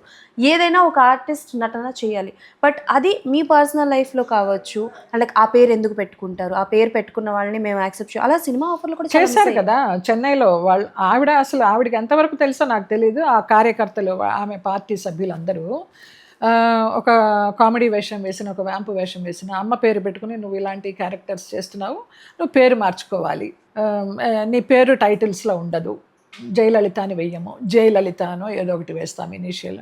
నేను ససేమరా ఒప్పుకోలేదు. నాకు ఇష్టం ఆవిడ, నా ఆరాధ్య దేవత, మీరు ఏం చేసుకుంటారో చేసుకోండి, నాకు సినిమాలు లేకపోయినా పర్వాలేదని. నాకు తమిళ సినిమాలు అలా తగ్గినాయి, నేను పేరు మార్చుకోలేదని. నాతో యాక్ట్ చేసిన కో ఆర్టిస్టులు వడివేలు, కౌండమిని వీళ్ళందరూ కూడా రోజు 3 షిఫ్ట్లు చేసేవాళ్ళం కదా. పక్క సెట్కి వెళ్ళిన తర్వాత అక్కడ ఎవరు ఆర్టిస్టులు అని ఏదో బాతాకాని ఉంటుంది కదా, నా పేరు చెప్పడానికి కూడా భయపడేవారు, ఆమె పేరు ఉచ్చరించడానికి కూడా భయపడేవారు అనమాట. అలా ఏలింది ఆవిడ రాజ్యం. సో అంత పేరు పెట్టుకున్న నేను అంత కాకపోయినా కూడా నాకు ఒక ప్రౌడ్ ఉంటుంది. సో చాలామంది అంటారు కొంచెం కలరు పర్సనాలిటీ అలా ఉన్నామమ్మా అనేసి. అంటే మరి వాళ్ళు చెప్పారని చెప్పడం కాదు కానీ ఇంచుమించు కొంచెం అలానే ఉంటారు. తెలియదు నాకు 6వ సంవత్సరంలో ఆవిడ నా హృదయంలో అలాగే ముద్రేసుకుంది. ఇప్పుడు 63వ సంవత్సరం అయినా అలాగే ఉంది ఆవిడ. ఓకే, అంటే లైక్ ఏంటి అని ఒక కోపం కానీ ఆవిడ మీద, అంటే లైక్ ఆవిడ పేరుకి అని అలాంటిది లేదు. అసలు నా ఇంటి మీదకి రాళ్ళు వేసి మా కిటికీ అద్దాలు పగలగొట్టి ఇవన్నీ చేస్తే రామనాయుడు గారికి చెప్తే సార్ ఇలాగుందనేసి ఆయన పాపం అక్కడ ఎస్పీతోనో ఎవరితోనో చెప్పి ఈ అమ్మాయిని అనవసరంగా బదనాం చేస్తున్నారు, అమ్మాయికి సెక్యూరిటీ ఇవ్వండి అని చెప్పి ఆయన కాపాడారు అప్పుడు. ఓకే మ్యామ్, ఇష్టం లేకుండా ఇండస్ట్రీకి వచ్చారు, మీకు ఇంట్రెస్ట్ లేదు బట్ స్టిల్ మీరు ఇండస్ట్రీకి వచ్చారు. బట్ ఇండస్ట్రీ ఏమైనా పూల పాన్పు పంచిందా అంటే అణువునా మీకు ఏదో ఒకటి జరుగుతూనే ఉంది. బట్ మీ లైఫ్లో జరిగిన ద ఫస్ట్ పెయిన్ఫుల్ ఇన్సిడెంట్ ఏంటి మ్యామ్ ఇండస్ట్రీలో? పెయిన్ఫుల్ ఇన్సిడెంట్ అని అంటే నేను ఎప్పుడు అంత దాన్ని మైండ్కి తీసుకోలేదు, కానీ వచ్చిన కొత్తల్లో ఉంటుంది కదా, మీకు తెలుసు కదా సినిమాలు అంటే అందులో బాగుంటాము, వయసులో ఉంటాము, ప్రతి ఒక్కళ్ళు ట్రై చేస్తారు. మేము నైట్ రూముల్లో ఫోన్లు తీసి, ల్యాండ్ లైన్లు కదా, ఫోన్లు పక్కన పెట్టేసి పడుకునేవాళ్ళం, భయంగా పడుకునేవాళ్ళం. తలుపు కొడితేనో లేకపోతే ఆ ఫోన్ రింగ్ అయితేనో భయపడేవాళ్ళం. అప్పుడు కూడా పేరెంట్స్ ఉండేవాళ్ళు కాదు, ఒక్కళ్ళే వచ్చేవాళ్ళం, అసిస్టెంట్లు ఉండేవాళ్ళు. వాళ్ళకి ఎంతవరకు బాధ్యత ఉంటుంది అసిస్టెంట్కి, కానీ పాపం చూసుకునేవారు, చాలా బాగా చూసుకునేవారు. మన్నాడు లేచాక ఆ సెట్లోకి వెళ్ళాక ఉంటుంది వాళ్ళతోటి భాగవతం, ముఖం మార్చుకోవడమో, సరిగా మనతో యాక్ట్ చేయకపోవడమో, లేకపోతే ఏదో ఒక పుల్ల విరుపు మాట అనడమో. మేము రాత్రి ఫోన్ చేసి ఆమె ఎత్తలేదంటే అవునా నాకు వినిపించలేదు, మంచిగా నిద్రపోయినాను అని, తలుపు కొట్టామనో ఏదో ఒక సాకు చెప్పడము, తప్పించుకోవడము. అలా భయంగా ఆ వయసులో ఉన్నప్పుడు ఆ క్యారెక్టర్స్ అలా చేసుకుంటూ కొన్ని ఫేస్ చేస్తూ కొన్ని ఫేస్ చేయలేక అలా ఇప్పటిదాకా వచ్చాము. చాలామంది చెప్తున్నాం అంటే లైక్ అప్పట్లో ఒక ఫీమేల్ యాక్ట్రెస్కి రెస్పెక్ట్ ఉండేది, at the same time security కూడా ఉండేది అని చెప్పి. రీసెంట్గానే నేను ఒక 2-3 months ఒక పర్సన్తో పాడ్కాస్ట్ ఇలానే మాట్లాడడం జరిగితే అప్పట్లో బాగా సెక్యూరిటీ ఉండేదమ్మా, ఆడపిల్లలు చాలా సెక్యూర్గా ఉంటారు అని అనేవారు. బట్ మీరు చెప్పే point of view was different, because మీరు అఫ్కోర్స్ మీరు ఎక్స్పీరియన్స్ చేసి, నేను ఎక్స్పీరియన్స్ చేసింది నేను చెప్పారా, మిగతా వాళ్ళ సెక్యూరిటీ ఎంత అనేది నాకు తెలీదు. నేను వాళ్ళని తప్పు పట్టడానికి లేదు, వాళ్ళు అలాగే చెప్పారంటే వాళ్ళకి ఏమి జరగకపోయింది. ఓకే మ్యామ్, ఒక సింపుల్ క్వశ్చన్ మ్యామ్, ఇప్పుడు చాలా వరకు అది ఇప్పుడే కాదు ఎప్పటికీ అది కాంట్రవర్సీ అవుతూనే ఉంటుంది. నాట్ అండ్ మిమ్మల్ని కాంట్రవర్సీకి లాగా ఆగట్లేదు, కానీ చాలామంది చెప్పేది ఏంటంటే ఆడపిల్ల ఉండే తీరుని బట్టి, వేసుకునే బట్టల్ని బట్టి బిహేవియర్ ఉంటుంది, అవతల వ్యక్తి ట్రీట్ చేసే విధానం ఉంటుంది అని అంటారు. ఎంతవరకు అది కరెక్ట్? అమ్మ ఇప్పుడు ఇది ఆ కాలానికి పనికొస్తుంది, ఈ కాలానికి పనికొస్తుంది. మేము అంత ఒద్దిగ్గా ఉన్నాం కాబట్టి మేము నచ్చాము అప్పుడు వాళ్ళకి, ఆడపిల్ల అంటే ఇలా ఉండాలి అని అలా నచ్చాము, అలా నచ్చి ఓకే. ఇప్పుడు మొత్తం అంతా చుట్టూ చేస్తూ ఉంటే వాళ్ళకు కూడా ఒక అలుసు, అది ఒక అడ్వాంటేజ్గా తీసుకుంటున్నారు. ఆ కాలంలో అలాగుంది అడ్వాంటేజ్, ఈ కాలంలో డిసడ్వాంటేజ్ ఇలాగుంది. అంటే సో ఎప్పుడైనా పొందిగ్గా ఉన్నా కూడా నచ్చుతుంది, అబ్బా చక్కగా తెలుగుంటే ఆడబడుచు, ముద్దుగా ఉంది, బొద్దుగా ఉంది, బాగుంది, అలాగ ఒక లైను.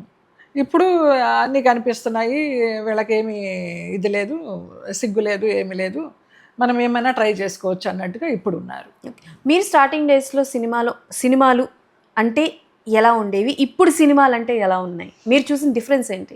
అంటే పెద్ద డైరెక్టర్స్, పెద్ద హీరోస్, ఇప్పుడు హీరోసే ఒక హీరోయిన్ని ఒక కాలంలో హీరో సెలెక్ట్ చేసుకునేవారు, నా పక్కన ఏముంటే బాగుంటుంది, ఏముంటే ఇప్పుడు హీరోయిన్ కాకుండా తల్లి క్యారెక్టర్ కానీ, అక్క క్యారెక్టర్ కానీ, ఫ్రెండ్ క్యారెక్టర్ కానీ అందరూ హీరోలే సెలెక్ట్ చేసుకుంటున్నారు, హీరోలు ఇన్వాల్వ్ అవుతున్నారని అంటున్నారు. అది ఎంతవరకు ఇది అనేది నాకు తెలీదు. నేను చేసిన మేడం స్పీకర్ భరత్ అనే నేనులో శివగారు, కొరటాల శివగారు, నేను జయలలితగా ఇద్దామనుకుంటున్నాను ఈ క్యారెక్టరు అని ఎవరిని మాట్లాడకుండా చేసి ఆ క్యారెక్టర్ నాకు ఇచ్చారు. ఆయన ఏం చెప్పారంటే ఇంటర్వ్యూలో, ఒక అతను మన ఆయన టీఎన్ఆర్ జర్నలిస్ట్ పోయినారు కదా, అవును, టీఎన్ఆర్ గారు. వ్యాంపు వేషాలు వేసే జయలలితకి అలాంటి క్యారెక్టర్ ఇవ్వాలని ఎలా అనిపించిందంటే, నాకు ఆమె చీర కట్టులో అమ్మతనం కనిపించింది, అందుకే నేను ఇచ్చానన్నారు. అస్సలు నాకు మతిపోయింది నిజంగా. అంత పెద్ద డైరెక్టర్ ఆయన మళ్ళీ నన్ను పిలవాల ఏ సినిమాలు చేసినా కూడా. నాకు అదే తెలియదు, ఒక గ్రహణం మోహన్ కృష్ణ గారు కానీ, ఒక కొరటాల శివ గారు కానీ నేను నచ్చి, నా క్యారెక్టర్ నచ్చి వాళ్ళు కంటిన్యూ చేస్తారనుకున్న టైంలో నేను అడిగేదాన్ని కాదు, ఒక వేషాలు ఇవ్వండి అని. అడిగేంత ఇది కూడా లేదు. వాళ్ళ నెంబర్లు మన దగ్గర ఉండవు, వాళ్ళకు కూడా ఉండే వాళ్ళు ఎవరో తీస్తారు, బిజీగా ఉన్నారమ్మా అని చెప్తారు. ఒకసారి ట్రై చేస్తాను, ఆపేస్తాను. ఇంకా ఏదైనా సినిమా చేస్తున్నారు మంచి మంచి డైరెక్టర్లు అనిపిస్తే ఎప్పుడైనా ట్రై చేస్తాను, నాకు చేయాలనిపిస్తే వాళ్ళ దగ్గర. కానీ అవకాశం ఎప్పుడు రాలేదు నాకు. మ్యామ్, డెసిషన్ మేకింగ్లో ఎప్పుడైనా నేను తప్పు చేశాను అని ఎప్పుడైనా అనిపించిందా ma'am? Through out the your journey, అటు ప్రొఫెషనల్ కావచ్చు, పర్సనల్ లైఫ్లో కావచ్చు. చాలా తప్పులు చేశాంరా. తప్పులు చేశామంటే అప్పుడు ఏమనుకునేదాన్ని అంటే, కర్మ సిద్ధాంతం అని నమ్మేదాన్ని నేను. ఇది మనకి రాసిందేమో, ఇలా జరగాలేమో, మనం దీన్ని ఏమీ సరిచేయలేమేమో అనుకునేదాన్ని. ఇప్పుడు రీసెంట్గా శంభాల 360 సొల్యూషన్స్ అని ఒక వెల్నెస్ సెంటర్ లాంటిది, అక్కడికి వెళ్ళిన తర్వాత నా మైండ్ సెట్ మారింది. మన కర్మల్ని మనమే రీరైట్ చేసుకోవచ్చు, మన బాడీలోని ఏమేమి డిసీజెస్ ఉన్నాయో అవి మనమే హీల్ చేసుకోవచ్చు అనే ఒక సాధన ద్వారా నేను ఒక 6 to 7 months నుంచి ఆ వెల్నెస్ సెంటర్లో ఉంటూ నేను చాలా మారానమాట. అంటే గ్రాటిట్యూడ్, అందరికీ థ్యాంక్స్ చెప్పుకోవడం. మనం ఎవరినైనా తిట్టాలనిపిస్తే తిట్టకుండా ఒక పేపర్ మీద రాసేసి అది మాడి మసి చేసేస్తే అవి మనకంటవు. పైన 18 సాక్షిభూతాలు ఉంటాయి, అక్కడికి చేరుకుంటాయి. మనల్ని మోసం చేసిన వాళ్ళని ఆ సాక్షిభూతాలకి రికార్డ్ అయిపోతుంది, ఇక్కడ సీసీ కెమెరా లాగా. అలాగా మనం ఏమి తిట్టక్కర్లేదు. నా డబ్బు అంతా 4 కోట్ల 5 కోట్ల పోయింది సీరియల్లో. అనిల్ గణపతిరాజు అని విజయనగరం అబ్బాయి తీసేసుకుని వెళ్ళాడు. చాలా తిట్టాము, ఏడ్చాము, బూతులు తిట్టాము. ఆ అబ్బాయి కోసం విజయనగరం అంతా వెతికాము. మా మేనమామ కొడుకు భాస్కర్, వాడు కూడా మోసపోయినాడు. వాడు పోలీసుల హెల్ప్ తోటి, ఒక ఫ్రెండ్ హెల్ప్ చేస్తే వెళ్ళి పట్టుకొని వచ్చాడు. ఇక్కడ రాయదుర్గ పోలీస్ స్టేషన్లో అరెస్ట్ చేశారు. తర్వాత 3 రోజులకో 4 రోజులకో వాళ్ళ చెల్లెలు అనిత వచ్చేసి ఎన్ని లక్షలో ఇచ్చేసి పోలీసులకి అతన్ని విడిపించుకుని తీసుకెళ్ళిపోయింది బెయిల్ మీద. ఇవన్నీ జరిగినప్పుడు సిసిఎస్ చుట్టూ తిరిగి, ఆ సిసిఎస్లో ఒక పెద్ద పోలీస్ ఆఫీసరు, ఆయన తండ్రి వచ్చి నాన్నకి ఫ్రెండు. ఆయన నేను తిరిగితే ఎక్కడ దొరకడం లేదమ్మా అంటే, ఇలా మోసం చేశాడండి, పట్టుకుని ఎంతో కొంత ఇప్పించండి అంటే, అలాగ మోసం చేయడం వస్తే నువ్వు కూడా మోసం చేసి ఎవరి దగ్గరన్నా తీసుకో అన్నారు. అంత పెద్ద ఆఫీసరు. 6 months తిరిగిన తర్వాత నాకు దిమ్మ తిరిగిపోయి నమస్కారం పెట్టేసి, డబ్బు లేకపోయినా పర్వాలేదు, ఇలాంటి మాటలన్నీ పడాల్సిన అవసరం లేదన్నట్టుగా వచ్చేసా. ఇప్పుడు శంభాలలో చేరిన తర్వాత అతను నన్ను మోసం చేయలేదు, అతన్ని నేను మోసం చేసి ఉంటాను, అతన్ని నేను తినుంటాను, అతనికి నేను రుణం అనుకుంటాను, అందుకని వచ్చి ఇలా పట్టుకెళ్ళిపోయినాడు, నా కర్మ బ్యాలెన్స్ చేశాడు. ఇలా నేను పాజిటివ్గా ఆలోచిస్తూ నువ్వు ఇలాగ ప్రశాంతంగా ఉన్నావు ఈ వయసులో కూడా అన్నావు కదా, మెయిన్ ఆ Shambhala. Okay, yes. Oh my God, అవి చెప్తుంటే నాకు మైండ్ పోతుంది. అంటే మనీ అన్నది ప్రతి ఒక్కరి లైఫ్లో చాలా ఇంపార్టెంట్ మ్యామ్. అంటే నా పర్సనల్ ఎక్స్పీరియన్స్ కావాలమ్మా, అవసరం. యా, అంటే మ్యామ్ మీరు ప్రొఫెషనల్గా ఉన్నంత ఎక్స్పీరియన్స్ ఉండకపోవచ్చు నా వయసు, బట్ స్టిల్ నేను ఎక్స్పీరియన్స్ చేసేది ఏంటంటే, ఉన్నంతసేపు చాలా సరదాగా ఉంటాం, కానీ మనీ అవసరం వచ్చిందా మనలోనే ఉన్న ఆ పర్సన్ బయటకు వస్తారు. అది కోపం రూపేణా కావచ్చు, బాధ రూపేణా కావచ్చు, వాట్ ఎవర్ ఇస్తారు. బట్ జయలలిత గారి లైఫ్లో మనీకి ఎంత ఇంపార్టెన్స్ ఉంది? అస్సలు లేదమ్మా. నేను లక్ష్మీదేవిని అసలు ఇంత కూడా గౌరవించాలి, అందుకే ఆవిడ నా దగ్గర ఉండకుండా వెళ్ళిపోయింది. ఇప్పుడు నేను రియలైజ్ అయ్యాను అనమాట. రియలైజ్ అయిన తర్వాత చేతులు కాలేక ఆకులు పట్టుకుని ఏమి ప్రయోజనం అని, అంతా పోయిన తర్వాత నా డబ్బులు పోయినాయి, నా నగలు పోయినాయి, నా ఫిక్స్డ్లు పోయినాయి, ఉన్న ఒక్క ఫ్లాటే ఉంది. ఇప్పుడు నేను వచ్చిన కారు కూడా ఇక్కడికి అనిల్ అని ఆ రుద్రంకోట ప్రొడ్యూసరు, వాడు ఒక 3 years బిఫోర్ నా పుట్టినరోజుకి చాలా సర్ప్రైజ్గా గిఫ్ట్ ఇచ్చాడు. అమ్మ నువ్వు క్యాబుల్లో వెళ్ళడానికి వీల్లేదు, షూటింగ్ల కార్లో వెళ్ళడానికి వీల్లేదని వాడు ఇచ్చాడు ఆ చిన్నది ఐటెన్. అందులో తిరుగుతున్నా నేను ఇప్పుడు.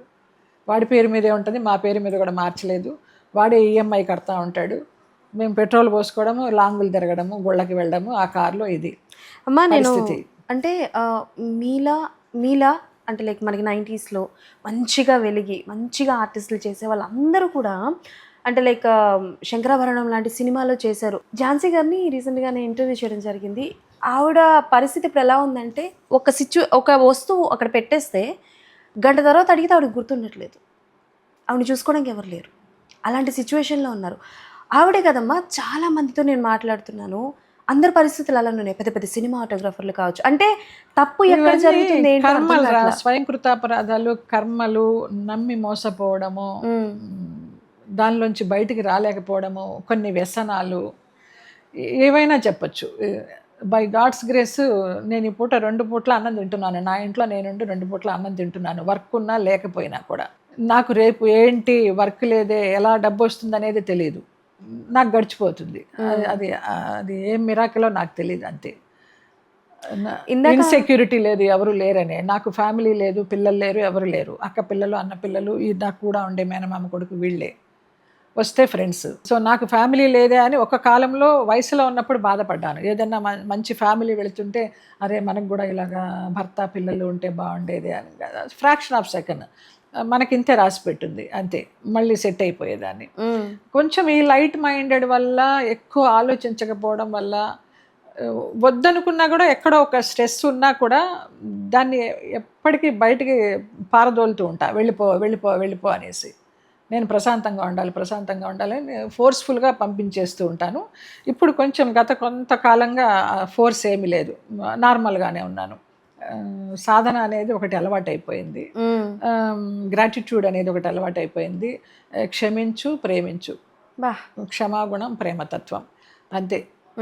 వాళ్ళు ఏమైనా నీకు అనవసరం, నిన్నేమన్నా నీకు అంటవు, నువ్వు వాళ్ళని నోటితో అనకు, రాసేసి మసి చేసి నీ కర్మ బ్యాలెన్స్ అయిపోయింది. వ్యాంప్ క్యారెక్టర్స్ చేస్తున్న మీరు అని ఒక స్టాంప్ పడిపోయింది పాపం. మీరు ఎన్ని మంచి మంచి క్యారెక్టర్స్ చేసినా ఇప్పటికీ మేము మాట్లాడుతున్నప్పుడే చాలా వరకు మిమ్మల్ని అడగాల్సి వస్తుంది, మ్యామ్ ఇలాంటి క్యారెక్టర్స్ చేసేవారు అని చెప్పేసి. కానీ మ్యామ్ ఇప్పుడు మీరు చేసిన క్యారెక్టర్స్ కానీ చూసుకుంటున్నప్పుడు ఇప్పటికి కూడా చాలా మంది ఫ్యాన్స్ ఉన్నారు, యంగ్స్టర్స్ చాలా మంది. మ్యామ్ అంబానీ గారి స్టోరీ ఏంటి మ్యామ్, అసలు నేనే షాక్ అయినా. అది నేను ఒక సిచ్యువేషన్లో చెప్పేశాను, అంత పెద్ద మనిషి గురించి మనం మాట్లాడకూడదు. అంటే అది అందులో నిజం ఉందా, నిజమేనా? అది నిజం లేకపోతే ఎందుకు చెప్తారా? నేను ఏదైనా నిజమే చెప్తా. ఆ పాతవన్నీ తీసుకుని తిరగేసుకుంటే తెలుస్తాయి. ఏదైనా ఓపెన్ హార్టే. నేను ఓపెన్ హార్ట్ విత్ ఆర్కే తోటి వెళ్ళలేదు, కానీ నాది ఓపెన్ హార్టే. ఏదైనా ఓపెన్ అప్ అయిపోతాను, నాది ఓపెన్ బుక్, తెరిచిన పుస్తకం, ఏమీ సీక్రెట్స్ ఉండవు. సో అది చెప్పినప్పుడు అక్కడి నుంచి నాకు ఒకరు ఫోన్ చేశారు, అమ్మా నువ్వు తెలిసి చెప్పావా, తెలియక చెప్పావా, ఇది కనుక అక్కడికి తెలిసిందంటే నీకు ఉన్న లైఫ్ కూడా ఉండదు అనేసి. తప్పే ఉంది మ్యామ్, అంటే మీ లైఫ్లో జరిగింది, మీరు ఎక్స్పీరియన్స్. అంటే ఇప్పుడు లేని ఆయన గురించి మనం మాట్లాడకూడదు కదరా. ఇప్పుడు భరణి గారు అంటారు, నీ ఆత్మకథ రాయి నేను తయారు చేస్తానంటారు. ఎన్ని పేర్లు బయటకు వస్తాయో, ఎన్ని వివాదాలు వస్తాయో, ఎన్ని గొడవలు వస్తాయో. ఇప్పుడు ఇంకా ఈ వయసులో నాకు అవసరం అవన్నీ ఫేస్ చేయడము? నేను చెప్పనండి అని చెప్పేసి. నువ్వు చెప్తూ ఉండు, ఆలోచన వచ్చినప్పుడల్లా, నీకు గుర్తొచ్చినప్పుడల్లా రాస్తూ ఉండు, నాకు ఇవ్వు, నేను తయారు చేస్తాను నీ బుక్, చాలా మంచి స్టోరీ అవుతుంది అంటారు.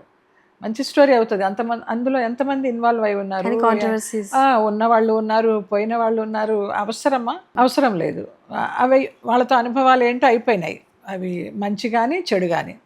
ఏదైనా ఒక లెసనే, ఎవరు మన జీవితంలోకి వచ్చినా ఒక లెసనే, అంతే. ఆల్రెడీ లైఫ్ డిజైన్ చేసే ఉంటుంది, మన డెస్టినీ ఏంటో ఈశ్వరుడు రాసేసే ఉంచాడు. మనం కష్టపడినా మార్చలేమంటారా మ్యామ్? రీరైట్ చేసుకోవచ్చు అంటారా? దానికి చాలా సాధన అవసరం.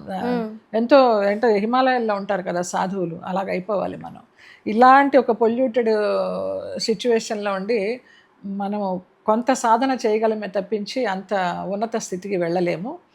కాకపోతే మన లైఫ్ పర్పస్ ఏంటని తెలుసుకొని కొంచెమైనా మారి ఈ జన్మకు మోక్షం వస్తే చాలు అనుకునే స్థితిలో నేనున్నాను. ఓకే, ప్యూర్ సోల్, ప్యూర్ అన్న పదం ఈ మధ్యకాలంలో చాలా తక్కువ అయిపోయింది. బట్ మిమ్మల్ని చూస్తూ ఉంటే, మీ ఇంటర్వ్యూస్ చూస్తుంటే like your a pure soul అనిపిస్తుంది. నేను శంబాలలో ఉండి చాలా మందికి కౌన్సిలింగ్ ఇస్తూ ఉంటాను, నేను హీల్ చేసుకుంటూ ఉంటాను అనమాట. ఎంతమంది వచ్చి అంటారో, మీ ఇంటర్వ్యూ చూసే వచ్చామమ్మా ఇక్కడికి, అసలు మీరు ఎంత ప్యూర్ సోల్ అసలు. ఇప్పుడు ఈ మధ్య అందరూ ప్రతి వాళ్ళు అమ్మవారిలాగా ఉన్నావు అంటాం మొదలుపెట్టారు. గుళ్ళకి వెళ్ళినా కూడా, తిరుమలకి వెళ్ళినా, శ్రీశైలానికి వెళ్ళినా, ఏ గుడికి వెళ్ళినా, నేనేంటమ్మా అమ్మవారు అక్కడ ఉంది పార్వతీదేవి అంటే, కాదమ్మా ఆవిడ కనిపించిన అమ్మవారు, మీరు కనిపించే అమ్మవారు అనేసి పూజారులు కూడా కాళ్ళకు దండం పెడుతున్నారు. బాబా. అతిశయోక్తి కాదు, నా గురించి గొప్ప చెప్పుకోవడం కాదు. నాకు తెలియదు, అంటే నాలో మార్పు వచ్చిందని నేను అనుకుంటున్నాను. సో ఆ మార్పు వాళ్ళు కనిపెట్టగలుగుతున్నారు. అందుకనే ఆ దండాలు, ఈ మర్యాదలని నేను అనుకుంటున్నాను. చాలామంది అంటే లైక్ ఇండస్ట్రీలో ఉన్న వాళ్ళతో అటు మేల్స్ కావచ్చు ఫీమేల్స్ కావచ్చు బాగా ఫ్రెండ్లీగా ఉండేవారు, క్లోజ్గా ఉండేవారు మీరు. కానీ మనకి ఎలా అయిపోతుందంటే మా ఇండస్ట్రీలో మరి అప్పుడు ఉండేది ఇప్పుడు ఉండేది అని అంటే అప్పుడు ఇప్పుడు ఎప్పుడు ఉండేదే. ఒక పర్సన్తో క్లోజ్గా మూవ్ అయ్యారని అంటే ఆ పర్సన్తో ఎప్పుడు బ్యాడ్ ఇంటెన్షన్గానే తీసుకుంటారు తప్ప గుడ్ ఇంటెన్షన్గా తీసుకోవాలి. అది ఈవెన్ అన్నయ్యతో వెళ్ళినా కూడా మీ ఆయన అని అడుగుతారు పక్కన. Exactly. ఇప్పుడు తల్లి కొడుకులు కూడా తల్లి కొడుకులాగా ఉండడం లేదు, ఏదో అక్క తమ్ముడు లాగా ఉంటున్నారు. ఎవరినైనా ఫస్ట్ మీ ఆయన, అంతే. అంకులు ఆంటీ మీ ఆయన, ఇవే. వాళ్ళు ఎవరు అనేది తెలుసుకోవడము. లేకపోతే ఉరికే చూసి నవ్వేసి మీరు గుడికి వచ్చారా అని అడుగుతారు. లేదు మెట్లు కడగడానికి వచ్చానని చెప్తాను నేను. గుడిలో చూసి గుడికి వచ్చారా అంటే గుడికి దేనికి వస్తారు? అంటే మీకు మీ పేరుతో చాలా రూమర్స్ అని కాదు అంటే లైక్ మీరు ఒక ఇంటర్వ్యూలో చెప్పడం విన్నా, సన్నిహితంగా ఉండేవాళ్ళం కానీ అందరూ బ్యాడ్గా తీసుకునేవారు అని చెప్పారు. అవునమ్మా, ముందర మంచిగా మాట్లాడతారు, వెనకాలేమో ఏదో ఒకటి చల్లుతారు. But apart from all these things అమ్మా, ఎవరైనా ఒక పర్సన్స్ టిల్ ద డేట్ నాకు మంచిగా ఉన్నారు, మంచి అయినా చెడైనా ఇండస్ట్రీ నుంచి ఒక పర్సన్ ఎవరైనా సపోర్టివ్గా ఉన్నారంటే ఎవరి పేరు చెప్తారు? ఎవ్వరు లేరురా, నోబడి. ఇంతమందితో వర్క్ చేసి ఎవ్వరు లేరు. ఒక్క పరచూరి గోపాలకృష్ణ గారిని చెప్తాను. గురువుగారు అంటాను. ఎప్పుడు ఆయన ఫోన్ చేసి మాట్లాడుతూ ఉంటారు, ఎలా ఉన్నావే అంటారు, ఏమే అనే పిలుస్తారు ఆయన. ఏదైనా నా వాయిస్లో ఎంత తేడా తెలిసిందంటే వీడియో కాల్ చేస్తారు, చేసి ఏమైంది, ఎందుకు అలా ఉన్నావు, వాయిస్లో తేడా వచ్చింది ఏంటని ఒక్క మనిషి నన్ను కనుక్కుంటారన్నమాట. ఆ మనిషి రామానాయుడు గారు ఉన్నప్పుడు అలాగే, జయా సినిమాలు ఉన్నాయా లేవా, డబ్బులు కావాలా, ఇబ్బంది పడుతున్నావా, ఆఫీస్కి వచ్చి డబ్బులు తీసుకెళ్ళు, కాసేపు కూర్చో, కాఫీ తాగేళ్ళు, ఇప్పుడు అమ్మాయిలకి ఎవ్వరికీ మర్యాద లేదు, అభిమానం లేదు, మన పాత వాళ్ళని చూస్తే నాకు హాయిగా ఒక 5 ఏళ్ళు ఆయుష్ పెరిగినట్టు ఉంటుందని. ఈవెన్ గుమ్మడి గారితో ఎన్ని సంవత్సరాల సాంగత్యమో, ఆయనతో గడపాలి, ఆయన దగ్గరే ఉండాలి, ఆయన్ని చూసుకోవాలి అనే ఒక తపనతోటి మేము సినిమాలు కూడా మానేసిన సందర్భాలు ఉన్నాయి. నేను అలా చూసుకున్నాను ఆయన్ని. ఆయనతో కూడా నాకు సంబంధం అంటగట్టారు. ఆయన పోయినప్పుడు ఏడుస్తుంటే ఇదే గోపాలకృష్ణ గారిని నేను చెప్పానా, నా గురించి కనుక్కునే మనిషి, నేను ఎలా ఉన్నా ఆయన అర్థం చేసుకుంటారని. ఆయనే అన్నారు, ఏంటి ఎన్టీ రామారావు గారు పోతే లక్ష్మీపార్వతి ఏడ్చినట్టు ఏడుస్తున్నావు అనేసి. అక్కడ నేను హాస్పిటల్లో ఆయన డెడ్ బాడీ దగ్గర ఉన్నప్పుడు నేనే అంబులెన్స్లో ఎక్కి ఆయన్ని హాస్పిటల్లో జాయిన్ చేసి ఐసీయూలో, ఆయన పోయేటప్పుడు కూడా నన్ను పిలిచి ఇలాగా చనిపోయిన సందర్భం ఉంది. అక్కడ నేను నుంచుని ఉంటే అక్కినేని నాగేశ్వరరావు గారు వచ్చి వాళ్ళ అమ్మాయిలందరినీ పలకరించి వాళ్ళతో పాటు నా భుజం మీద కూడా చేసి, నీకు తీరం లోటు కదా జయ అన్నారు. నా మనసులో నేను తండ్రిలాగానే భావించా ఆయన్ని, నేను తండ్రిలాగానే చూసుకున్నాను. మా మేనమామ కొడుకు భాస్కర్ పొద్దున్నే ఫోన్ చేసేవారు, జయమ్మ ఇవాళ ఏంటి వంట, ఏం తీసుకొస్తున్నాడు భాస్కర్ అనేసి. ఇక ఆ పొద్దున వెళ్ళి ఆయన్ని టిఫిన్ తినిపించడం, భోజనం చేయించడం, సాయంత్రం కూర్చొని పేక ఆడుకోవడం. గిరిబాబు గారు, సత్యనారాయణ గారు అందరూ వచ్చేవారు, పెద్ద వాళ్ళందరూ వచ్చేవారు. హాయిగా సరదాగా ఉండేది. ఆయన పోయిన తర్వాత ఆ ఇంటి నుంచి వెళ్ళాలంటే అసలు ఏడుపు వచ్చేసేది, అదొక అడ్డాలాగా అయిపోయింది మాకు. ఆయన పోయిన తర్వాత ఆ ఇల్లు కూడా చూడాలనిపించలేదు. ఇప్పుడేదో వాళ్ళ అమ్మాయికి ఇచ్చారు ఆ ఇల్లు, ఆమె ఏదో రెస్టారెంట్ కూడా పెట్టింది సామ్మ అనేసి. ఆ రెస్టారెంట్లోకి కూడా వెళ్ళి చూద్దాం అనిపిస్తుంది అప్పుడప్పుడు, వద్దు ఆయన లేని ఇంటికి ఇంకా వెళ్ళలేము అనేసి. అసలు ఎందుకు మ్యామ్ మీ మీద అంత కక్ష? అంటే ఈవెందో మీరు ఒకసారి పర్సనల్ లైఫ్లో మీ లైఫ్లో మీరు తీసుకున్న డెసిషన్ రాంగ్ అయినా మళ్ళీ ఇంకొక డెసిషన్ తీసుకోవడం జరిగింది, పెళ్లి చేసుకుందాం అనుకున్నారు, ఒక మంచి లైఫ్ని స్టార్ట్ చేద్దాం అనుకున్నారు, బట్ స్టిల్ అప్పటికి కూడా చాలా మంది మాటలు విని అది ఆగిపోవడం జరిగింది. అది రాసి పెట్టలేదు అంతే. ఏదైనా అంటే మ్యామ్ ఒక్కటే నా స్ట్రైట్ క్వశ్చన్ ఏంటంటే, మీ ముందు మాట్లాడే ధైర్యం ఉండదు, ఎవరికి ఉండదు, మీ వెనక మాట్లాడతారు. బట్ మీరు ఎంతగానో నమ్మి ప్రేమించిన మనిషి ఎందుకు మాట విని ఆగిపోవాల్సి వచ్చింది? అదే తెలియదు. చెప్పుడు మాటలు వినకూడదు అనేసి అని చెప్పేవారు, ఆయనే చెప్పుడు మాటలు విని దూరం పెట్టేశారు. అడిగారా మీరు? క్వశ్చన్ చేశారు? ఎన్నిసార్లు సమాధానం ఉండేది కాదు. ఏంటి నా వల్ల తప్పు, ఎందుకు మానేశారు, అస్సలు మౌనమే నీ భాష ఓ మూగ మనస, ఆయనే యాక్ట్ చేశారు ఆ సినిమాలో. మ్యామ్ అంటే లైక్ మేబీ కొంచెం చైల్డిష్గా ఉండొచ్చు, బట్ మిమ్మల్ని మీరు స్టిల్ ఇప్పటికీ ఇంటర్వ్యూస్ లో ఆయన గురించి మాట్లాడితే యు ఆర్ వెరీ అంటే like అయ్యో కళ్ళలో కనిపిస్తుంది ఆ ఇది అన్నది. రీసెంట్గా కూడా ఆయన హాస్పిటల్లో ఉన్న రోజులు గుర్తొచ్చి కళ్ళు చెమర్చాయి కానీ నేను ఏడవలేదు. బికాజ్ ఆఫ్ శంభాల అంటేనే త్రిశక్తి మాత, మహాకాళి, మహాలక్ష్మి, మహాసరస్వతి, ఇచ్ఛాశక్తి, క్రియాశక్తి, జ్ఞానశక్తి. ఆవిడ మన దగ్గర ఉన్నంత కాలము ఇలాంటి వాటికి ఈ వాసనలేవి మనకు అంటవు. అన్ని రుణానుబంధాలు అంతే. వచ్చారు వెళ్ళిపోయినారు. ఆయన నన్ను తీర్థయాత్రలు తిప్పారు, ఒక గైడ్ లాగా దేవుడు పంపించాడు. ఆయనతో పాటు తీర్థయాత్రలు చేశాను, అంతే. ఆ పుణ్యమే దక్కింది నాకు. మ్యామ్ రిలేషన్షిప్స్ కావచ్చు అంటే లైక్ జనరల్గా చెప్తున్నాను, ఇప్పుడు చాలామంది ఈ పెళ్ళిళ్ళు చేసుకోవడం, మళ్ళీ సంవత్సరం 2 సంవత్సరాలు విడిపోవడం, మళ్ళీ వెంటనే పెళ్ళిళ్ళు చేసుకోవడం ఇలా జరుగుతుంది. లేకపోతే పెళ్లి చేసుకున్న తర్వాత వేరే నాకు విచిత్రంగా ఉంటుంది తెలుసా, భయం వేస్తుంది కూడా. ఇలాగా వాళ్ళు పెళ్ళి అనేది ఒకటి జీవితంలో అంటే మూవ్ ఆన్ అవడం కూడా టైం పట్టింది కదమ్మా. ఎలా అలాగే వెంటనే అడ్జస్ట్ అయిపోగలరు అని నాకు చాలా విచిత్రంగా అనిపిస్తుంది. చాలామంది అంటారు నువ్వెందుకు మళ్ళీ చేసుకోలేదని. ఏమో నాకు ఆ థాట్ రాలేదు, నాకు అలాంటి వ్యక్తి దొరకలేదు. దొరికిన వ్యక్తి నాతో లేరు, వెళ్ళిపోయారు ఆయన. సో అలాగా రుణానుబంధ రూపేణ పశుపత్ని సుతాలయ అంటారు. ఏమైనా రుణాలు ఉంటేనే ఈ బంధాలన్నీ, లేకపోతే ఏమీ లేవు. నాది ఒక రకమైన సన్యాసి జీవితం అనుకోవచ్చు. అంటే మ్యామ్ జనరల్గా ఇవన్నీ మీ దృష్టిలో, మీ పాయింట్ ఆఫ్ వ్యూలో లవ్ అంటే ఏంటమ్మా, ప్రేమ అంటే ఏంటి? అది ఒక అనిర్వచనీయమైన అనుభూతిరా. ప్రేమ అంటే ఒక మూడు పెళ్ళాల మధ్యనే కాదు, ఒక ఆడ మగ మధ్యనే కాదు. అది నువ్వు సోల్తో కనెక్ట్ అయ్యే దాన్ని బట్టి ఉంటుంది ఆ ప్రేమ అనేది. మనకు ఒకళ్ళని చూడంగానే పెట్టబుద్ధి అవుతుంది, ఒకళ్ళని చూడంగానే మొట్టబుద్ధి అవుతుంది అంటారే, ఏదో గత జన్మలో ఏదో ఉంది, అందుకే కలుస్తాము. సడన్గా ఇప్పుడు నా ద్వారా నువ్వు ఎవరినో కలవాలి, వస్తావు, నా దగ్గరికి వస్తావు, కలుస్తావు, నువ్వు వాళ్ళు ఒకటైపోవచ్చు. నేను అంతవరకే, నా పాత్ర అంతవరకే, కలపడం వరకే, అంతే. అలాగా ప్రేమకి ఇంతవరకు ఎవరు కూడా సరైన అర్థం చెప్పలేకపోయినారు. అసలు నేను ఇన్నిసార్లు విఫలమైన తర్వాత నేను అసలు చెప్పలేను. అదొక అర్థం కాని అనిర్వచనీయమైన అనుభూతి, అంతే.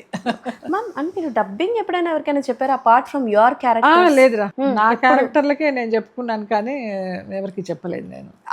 ఎవరైనా అడగడం జరిగింది? అడగడం జరిగింది. ఏది అది మొన్న ఐశ్వర్య రాయ్ వాళ్ళ సినిమా వచ్చింది కదరా, భరణి గారే అడిగారు, అందులో రాణి క్యారెక్టర్కి నువ్వు డబ్బింగ్ చెప్తావా అనేసి. ట్రై చేస్తానండి, నేను ఎప్పుడు చెప్పలేదు అన్నాను కానీ అది ఎందుకో తెలియదు, ఎవరు చెప్పారో తెలియదు. అలా ఆఫర్ వచ్చి వెళ్ళిపోయింది అది. జనరల్గా రెగ్యులర్ లైఫ్ ఎలా ఉంటుందమ్మా మీది? అంటే లైక్ ఈ డైలీ బేసిక్స్లో ఇప్పుడు షూటింగ్స్ ఉన్నప్పుడైతే ఎర్లీ మార్నింగ్ వెళ్ళడం అయిపోతుంది, అన్ని సర్దుకోవడము వెళ్ళడము. షూట్ లేకపోతే ఏమీ లేదు, ఆరాం ఇంట్లోనే. మార్నింగ్ 7 o'clock నుంచి ఈటీవీ విని పెడతా, ఏ సినిమా వస్తుంది. ఆ సినిమా నచ్చిన సినిమా అయితే 100 సార్లు అయినా చూస్తా, లేదా తీసేస్తా. ఫోన్లో గేమ్స్ ఆడుకుంటా, పైకి వెళ్ళి కాసేపు వాకింగ్ చేస్తా, కాసేపు. కొత్త సినిమాలు చూస్తారా? కొత్త సినిమాలు అన్నీ చూస్తాం. మన శంకర్ వరప్రసాద్ థియేటర్కి వెళ్ళే చూశాను. నచ్చింది. దురంధర్ చూశాను. Family entertainment with costly stars. Dhurandhar నచ్చిందమ్మా? చాలా నచ్చింది, ఎంతో నచ్చింది నిజంగా. ఓకే, భలే క్యారెక్టర్స్ అన్నీ కూడా. దాని గురించే మాకు చర్చ, ఎవరు వచ్చినా కూడా ఎక్కువ దురంధర్ గురించే. ఇవన్నీ okay, time pass movies, one time watchings. Dhurandhar ఈ మధ్య చాలా ఎక్కువ అందరిలోనూ ఒక కలకలం రేపింది. ఓకే, అంటే జనరల్గా అడగాల్సిన క్వశ్చన్ ఏది, ఇప్పుడు సినిమా మేకింగ్ అనేది మారిపోయిందమ్మా. ఒకప్పుడు మనకి సినిమా అనేది అంటే ఫ్యామిలీ మొత్తం, అసలు చుట్టుపక్కల ఉన్న జాయింట్ ఫ్యామిలీ అందరినీ పిలిపించి కూర్చోబెట్టి చూసేవారు. బట్ ఇప్పుడు ఒక్క సినిమా, ఏదైనా సినిమా పిల్లలతో కలిసి చూసే సినిమాలు అయితే చాలా తక్కువ. అవుట్ ఆఫ్ 10 ఒక 6 or 7 సినిమాస్ వస్తున్నాయి. మీరు ఇప్పుడు సినిమా మేకింగ్ మీద మీకున్న ఎక్స్పీరియన్స్ ఏం చెప్పాలనుకుంటారు? అంత ఎక్స్పీరియన్స్ లేదు అసలు, అంత నాలెడ్జ్ సినిమాల గురించి నిజంగా లేదు. నా క్యారెక్టర్ ఏంటి, డైరెక్టర్ గారు ఏం చెప్పారు, నేనేం యాక్ట్ చేయాలి అంతవరకే. నేను చేశానా లేదా, దానికి న్యాయం చేశానా లేదా, అంతవరకు తెప్పించి. ఇప్పటికీ నాకు చీట్లు చూడమంటే రాదు తెలుసా. ఇట్లా నువ్వు ఉన్నావు, నీ చెవి చూసి మాట్లాడమంటారు, నాకు రాదు. నాకు కెమెరా చూసి కూడా మాట్లాడలేను. కెమెరాకి ఫేస్ ఇవ్వండి అంటారు, నువ్వు ఇక్కడ ఉంటే నేను ఇక్కడే మాట్లాడతా. ఓకే, మీరు కావాలంటే ఈ ట్రెండ్ అంట. నాకు అస్సలు మేకింగ్ కానీ నాలెడ్జ్ కానీ ఇప్పుడు ఏంటి టెక్నాలజీ అని కానీ ఒకటి కూడా తెలియదు. చాలా మంచి మంచి లొకేషన్స్ కనిపిస్తూ ఉంటాయి కదా, నాలో నేనే అనుకుంటా ఇది నిజమా లేకపోతే గ్రాఫిక్సా, గ్రీన్ మ్యాటా ఏంటనేది కూడా తెలియదు నాకు. అవుట్డోర్ షూటింగ్స్కి వెళ్ళారా మ్యామ్? ఎన్ని అవుట్డోర్ షూటింగ్స్ మాట మాట్లాడితే రాజమండ్రి, వైజాగ్, బోల్డ్ అటు తమిళనాడు వైపు, కేరళ 25 మూవీస్ చేశాను, కేరళ మొత్తం తిరిగాను. అంటే ఇప్పుడు మనకి ఇండియా లోపల ఓకే, మనకి ఇప్పుడు ఏంటంటే సినిమాల్లో అవుట్ ఆఫ్ కంట్రీ ఎక్కువ. అసలు అలా వెళ్ళలేదు నేను. మామూలుగా ఈ తానా ఆటలకి మేము ఫామ్లో ఉన్నప్పుడు అప్పుడు మాకు బాగా డిమాండ్ ఉండి మమ్మల్ని యుఎస్ తీసుకెళ్ళడము, దుబాయ్లో అవి తీసుకెళ్ళడము జరిగింది. కానీ ఒక షూటింగ్ నిమిత్తం అవుట్ ఆఫ్ కంట్రీ వెళ్ళింది నేను ఎప్పుడు లేదు. ఓకే. కాకపోతే నా ఫ్రెండ్స్ యుఎస్లో ఉంటారు, ర్యాలీలో. వాళ్ళు ఒక మూవీ తీసినప్పుడు వాళ్ళ ఇంట్లోనే ఉండి ఆ మూవీ యాక్ట్ చేయడం జరిగింది. ఓకే. చాలా ఆఫర్లు, చాలా మంచి మంచి క్యారెక్టర్స్ మిస్ అయిపోయారని చెప్పి చాలా వరకు విన్నాను. బోల్డ్ ఎందుకు అంటే ఎందుకు అంత కక్ష నా మీద కట్టేశారు అని ఎప్పుడైనా క్వశ్చన్ చేయడం? లేదు, మనకి రాసి పెట్టలేదు అనుకునేదాన్ని. అప్పుడు ఊరికే కర్మ సిద్ధాంతాన్ని నమ్మేదాన్ని. అప్పుడు కనుక కొంచెం ఎందుకు నా కర్మ ఇలాగ ఉండి నేను సరి చేసుకోవాలని అని నాలో నేను ఫైట్ చేసుకొని వాళ్ళని అడుగుంటే ఏమైనా నా దాకా వచ్చేదేమో, ఏం తెలియదు అసలు. నాన్న షూటింగ్ డేట్లు ఇవి, ఆ షూటింగ్కి వెళ్ళాలి, చెయ్యాలి, ఇంటికి రావాలి, ఇంతే తెలుసు. ఎప్పుడైనా నేను షూటింగ్ అయిపోయిన తర్వాత నా రెమ్యునరేషన్ అంటే మీ నాన్న ఎప్పుడో తీసేసుకునేవారు, ఇంకెక్కడుంది నీ రెమ్యునరేషన్ అనేవారు. ఓ, మీకు కూడా తెలిసేది కదా మ్యామ్. ఎప్పుడు మీకు తెలిసి మీరు తీసుకునే ఫస్ట్ రెమ్యునరేషన్ ఎంతమ్మా? ఈ పోరాటం మార్పు కోసానికి 10,000 ఇచ్చారు.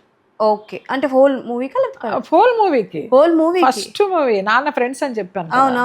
నాన్న అంతే, నాన్నకి కొంచెం కనిపిస్తే చాలా అల్ప సంతోషి. ఆ రోజుకి ఖర్చు వచ్చిందా అయిపోయిందా. అయ్యో. ఓకే. అండ్ సీరియల్స్ విషయానికి వస్తే మ్యామ్, ఇప్పుడు సీరియల్ మేకింగ్ సినిమా కన్నా టాప్లో ఉంది. ఇప్పుడు సీరియల్ మేకింగ్ అన్నది ఇప్పుడు ఎలాగో మీరు వదిలేశారనుకోండి, బట్ ఇన్ ఫ్యూచర్ ఏదైనా ఒక మంచి సీరియల్ ఆఫర్ వస్తే చేస్తారా మ్యామ్? సీరియల్ అసలు ఇష్టం లేదురా. మరి ఎందుకు? ఇంకా వెబ్ సిరీస్ అయినా ఏదైనా మంచి క్యారెక్టర్స్ వస్తే చేద్దామని ఉంటుంది. కానీ కొన్ని వెబ్ సిరీస్ నచ్చుతాయి, నాకు చాలా నచ్చుతాయి. ఓకే. అలా ఏదన్నా ఒక క్యారెక్టర్ చూసినప్పుడు అరే ఈ క్యారెక్టర్ చేస్తే బాగుండేది అని అనిపిస్తుంది. బట్ వెబ్ సిరీస్ వాళ్ళు కూడా నన్ను ఎవ్వరు ఇంతవరకు అప్రోచ్ అవ్వలేదు. నేను ఏ వెబ్ సిరీస్ చేయలేదు కూడా నాకు తెలిసి. సీరియల్ మీద ఇంట్రెస్టే లేదు. మంచి సీరియల్ అంటే ఇంకేంటి, మనం లేడీ ఓరియంటెడ్.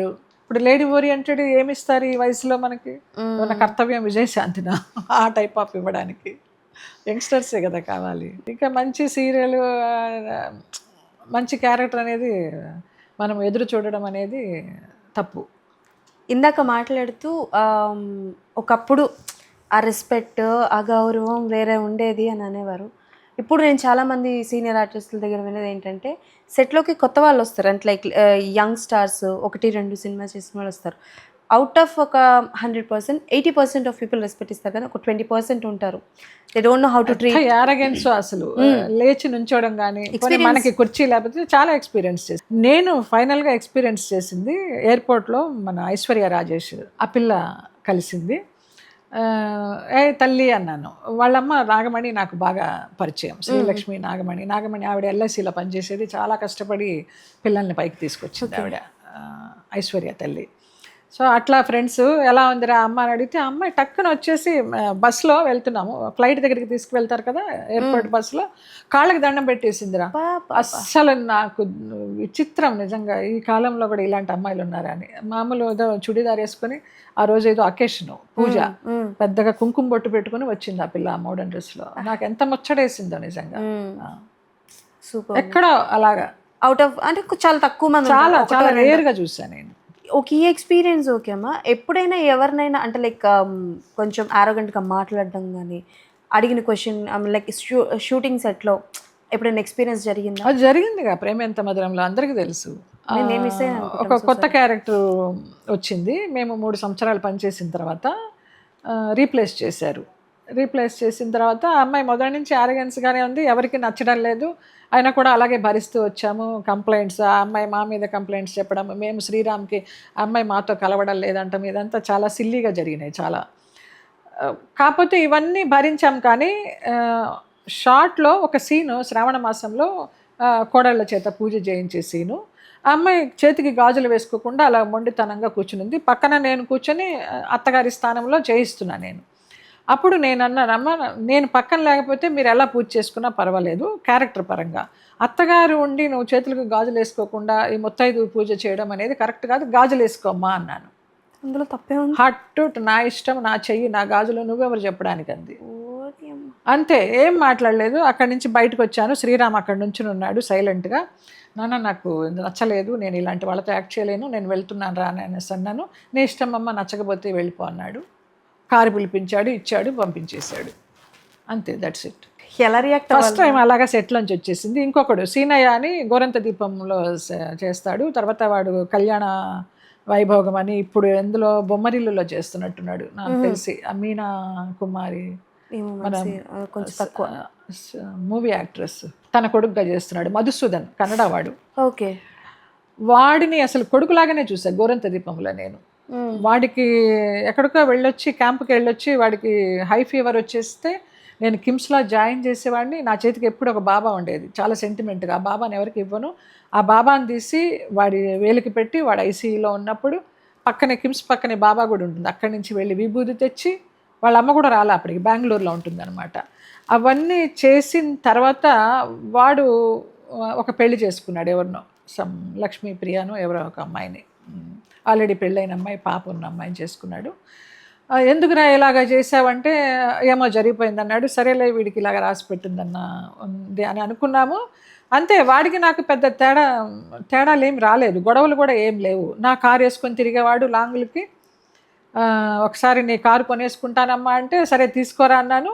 కొంతకాలం తిప్పుకున్న తర్వాత దాన్ని రిపేర్ చేసి తీసుకొచ్చేసి, నాకు వద్దు ఈ కారు, నేను ఇంకో కారు కొనుక్కుంటాను అన్నాడు. అంతే, అక్కడితో ఆగిపోయింది. తర్వాత వాడి ముఖం నేను చూడలేదు, నా ముఖం వాడు చూడలేదు. మళ్ళీ ఇదే శ్రీరామ్ సీరియల్లో గెస్ట్గా నేను వెళ్ళాలి, వాడు హీరో. నేను షార్ట్లో ఉన్నానని వాడు రానంటున్నాడమ్మా. నావి సపరేట్ క్లోజులు తీసుకోండి, ఆమె ఎదురుకుండా నేను నుంచోనా, ఆమె ఫేస్ చూడను అనేసి అన్నాడు. ఇక అప్పటికి నాకు ఈ శంబాలు అవేమీ లేవు. మంచి బూతులు తిట్టేశాను నేను. అయ్యో, తిట్టకూడని బూతులు తిట్టేసి నేను బరస్ట్ అయిపోయి ఏడ్చేసి, అడ్డమైన బూతులు. ఇంకొకడైతే ఆ సెట్లోకి రాడు మళ్ళీ అలాంటి. నాకు చాలా సంస్కృతం వచ్చు. మా గురువు గారు చలపతిరావు గారు. ఇప్పుడంటే అసలు అది మాట్లాడకూడదు, చెడు వినకూడదు, చెడు చూడకూడదు అన్నట్టుగా ఇప్పుడు అలాగైపోయినాను. కానీ అమ్మో, అలాగే వాడిని మళ్ళీ తర్వాత చూశాను అనమాట ఆ సెట్లో. రానన్నాడు నేనంటే. నాకు సపరేట్ క్లోజులు తీయడము ఏమంత పిపిలాగా కనిపిస్తున్నానా అని అడిగాను డైరెక్టర్ని, వాళ్ళని. ఓకే ఓకే, నేను మైండ్లో తలుచుకుంటున్నాను ఏంటి అని. అమ్మో, అంతే. చేయను నాన్న అనేసి అంటే మళ్ళీ శ్రీరామ్ ఫోన్ చేసి బతిలాడాడు, అమ్మ ఈ సీన్ ఒకటి ఫినిష్ చేయమ్మా అనేసి. ఈ చిన్న చిన్న క్లాషెస్ వల్ల ప్రాజెక్టులు డిస్టర్బ్ అవుతూ ఉంటాయి కదమ్మా.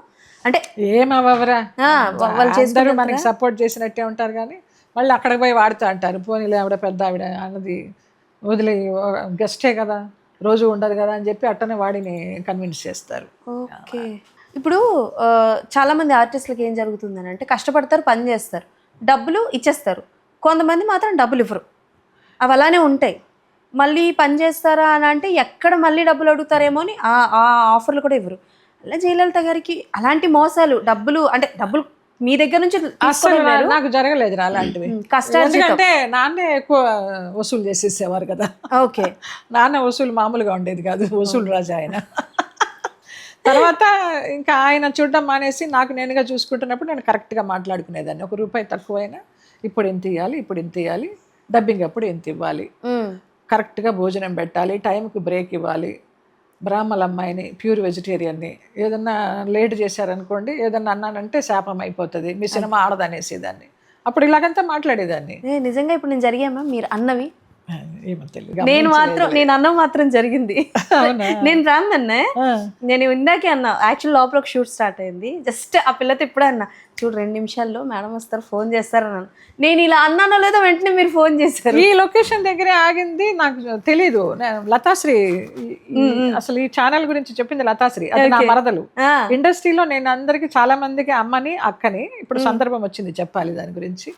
అది మాత్రం నన్ను వదిన అని పిలుస్తుంది, వదిన మరదలు అన్నట్టుగా అనమాట. చాలా సినిమాలు చేశాము.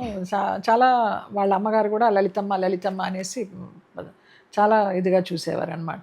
షూటింగ్లకి వెళ్ళేటప్పుడు మళ్ళీ ఇంటికి వచ్చేటప్పుడు, నేను హైదరాబాద్ షిఫ్ట్ కాకముందర వాళ్ళ ఇంట్లో ఉండేదాన్ని కొన్నాళ్ళు. మాగంటి సుధాకర్ అని దాసరి గారి దగ్గర ఉండేవాడు, అతని దగ్గర ఉండేదాన్ని.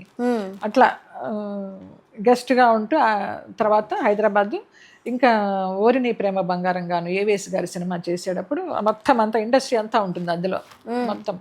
అందరూ అక్కడ ఏం చేస్తావు, చెన్నైలో ఏముంది, ఇక్కడ సినిమాలు ఉన్నా లేకపోయినా హాయిగా అందరి మధ్యలో ఒక ఫ్యామిలీ మధ్యలో ఉన్నట్టుంటావు కదా అని చలపతిరావు గారు ఫోర్స్ చేసి ఆయన మధురానగర్లో ఉండే ఫ్లాట్ పైన నాకు పెంట్ హౌస్ ఇది బాగుంటుంది కొనుక్కో అనేసి కొనిపెట్టారు ఆయన. ఓకే. అలా నేను హైదరాబాద్ షిఫ్ట్ అవ్వడం జరిగింది 2003లో. 2003లో. వామ్మో. ఓకే మా, అంటే ఇప్పుడు చాలా వరకు మనం చూస్తున్నాం, సినిమాలు మీరు చూస్తున్నారు, డైరెక్టర్స్ పెద్ద పెద్ద డైరెక్టర్స్తో వర్క్ చేశారు, హీరోలతో కూడా వర్క్ చేశారు. అంటే మేము విన్నవి చాలా వింటూ ఉంటాం, సీనియర్ యాక్టర్స్ హీరోస్తో చేస్తుంటారు కాబట్టి బాగా అందరితో కొత్త వాళ్ళని ప్రోత్సహించి సపోర్ట్ చేసే హీరోస్ ఉంటారు. అలాంటి వాళ్ళల్లో మీరు ఫస్ట్ ఎక్స్పీరియన్స్ చేసిన వాళ్ళు ఎవరమ్మా? అంటే మాకు ఈ హీరోస్ కంటే కూడా డైరెక్టర్సే రిపీటెడ్గా ఇచ్చేవాళ్ళు మాకు. స్టోరీ రాసుకునేటప్పుడే గోపాలకృష్ణ గారు వాళ్ళు పరచూరి బ్రదర్స్ వాళ్ళు పేర్లు రాసేసేవాళ్ళు, కిన్నెర అని, ఈ లతాశ్రీ అని, మేమంతా ఒక బ్యాచ్ అప్పుడు, హేమ అని, ఇప్పుడు ఎలాగైతే ప్రగతి, సనా వీళ్ళందరూ ఉన్నారో అలాగా మేము ఒక బ్యాచ్ అప్పుడు. మా అందరికి తల ఒక క్యారెక్టర్ ఉండేది, అన్ని ఫ్యామిలీ మూవీస్, పేర్లు కూడా పక్కన రాసేసేవారు పాత్రలు కథ రాసేటప్పుడు. అందుకని హీరోలు మాకు సపోర్ట్ చేసింది ఏమీ లేదు. టు బి ఫ్రాంక్, క్యారవాన్స్ లేదు ఏమీ లేదు. అక్కడ చెట్ల వెనకాల బట్టలు మార్చుకునే వాళ్ళము, ఎక్కడో దూరం పోయి అసిస్టెంట్ గొడుగు పట్టుకుంటే కాలకృత్యాలు తీర్చుకునే వాళ్ళము. ఎక్కడమ్మా క్యారవాన్స్, ఈ మధ్య వచ్చినాయి. కానీ విజయశాంతి గారు గోపాలకృష్ణ గారు చెప్పారనమాట, ఏమి సినిమా, మహేష్ బాబు సినిమా సర్లేరు నీకెవరు, ఆ టైంలో గోపాలకృష్ణ గారు విజయశాంతి గారు మాత్రం చెట్ల కింద కూర్చొని మాట్లాడుకుంటున్నారంట, ఎవ్వరు లేరంట.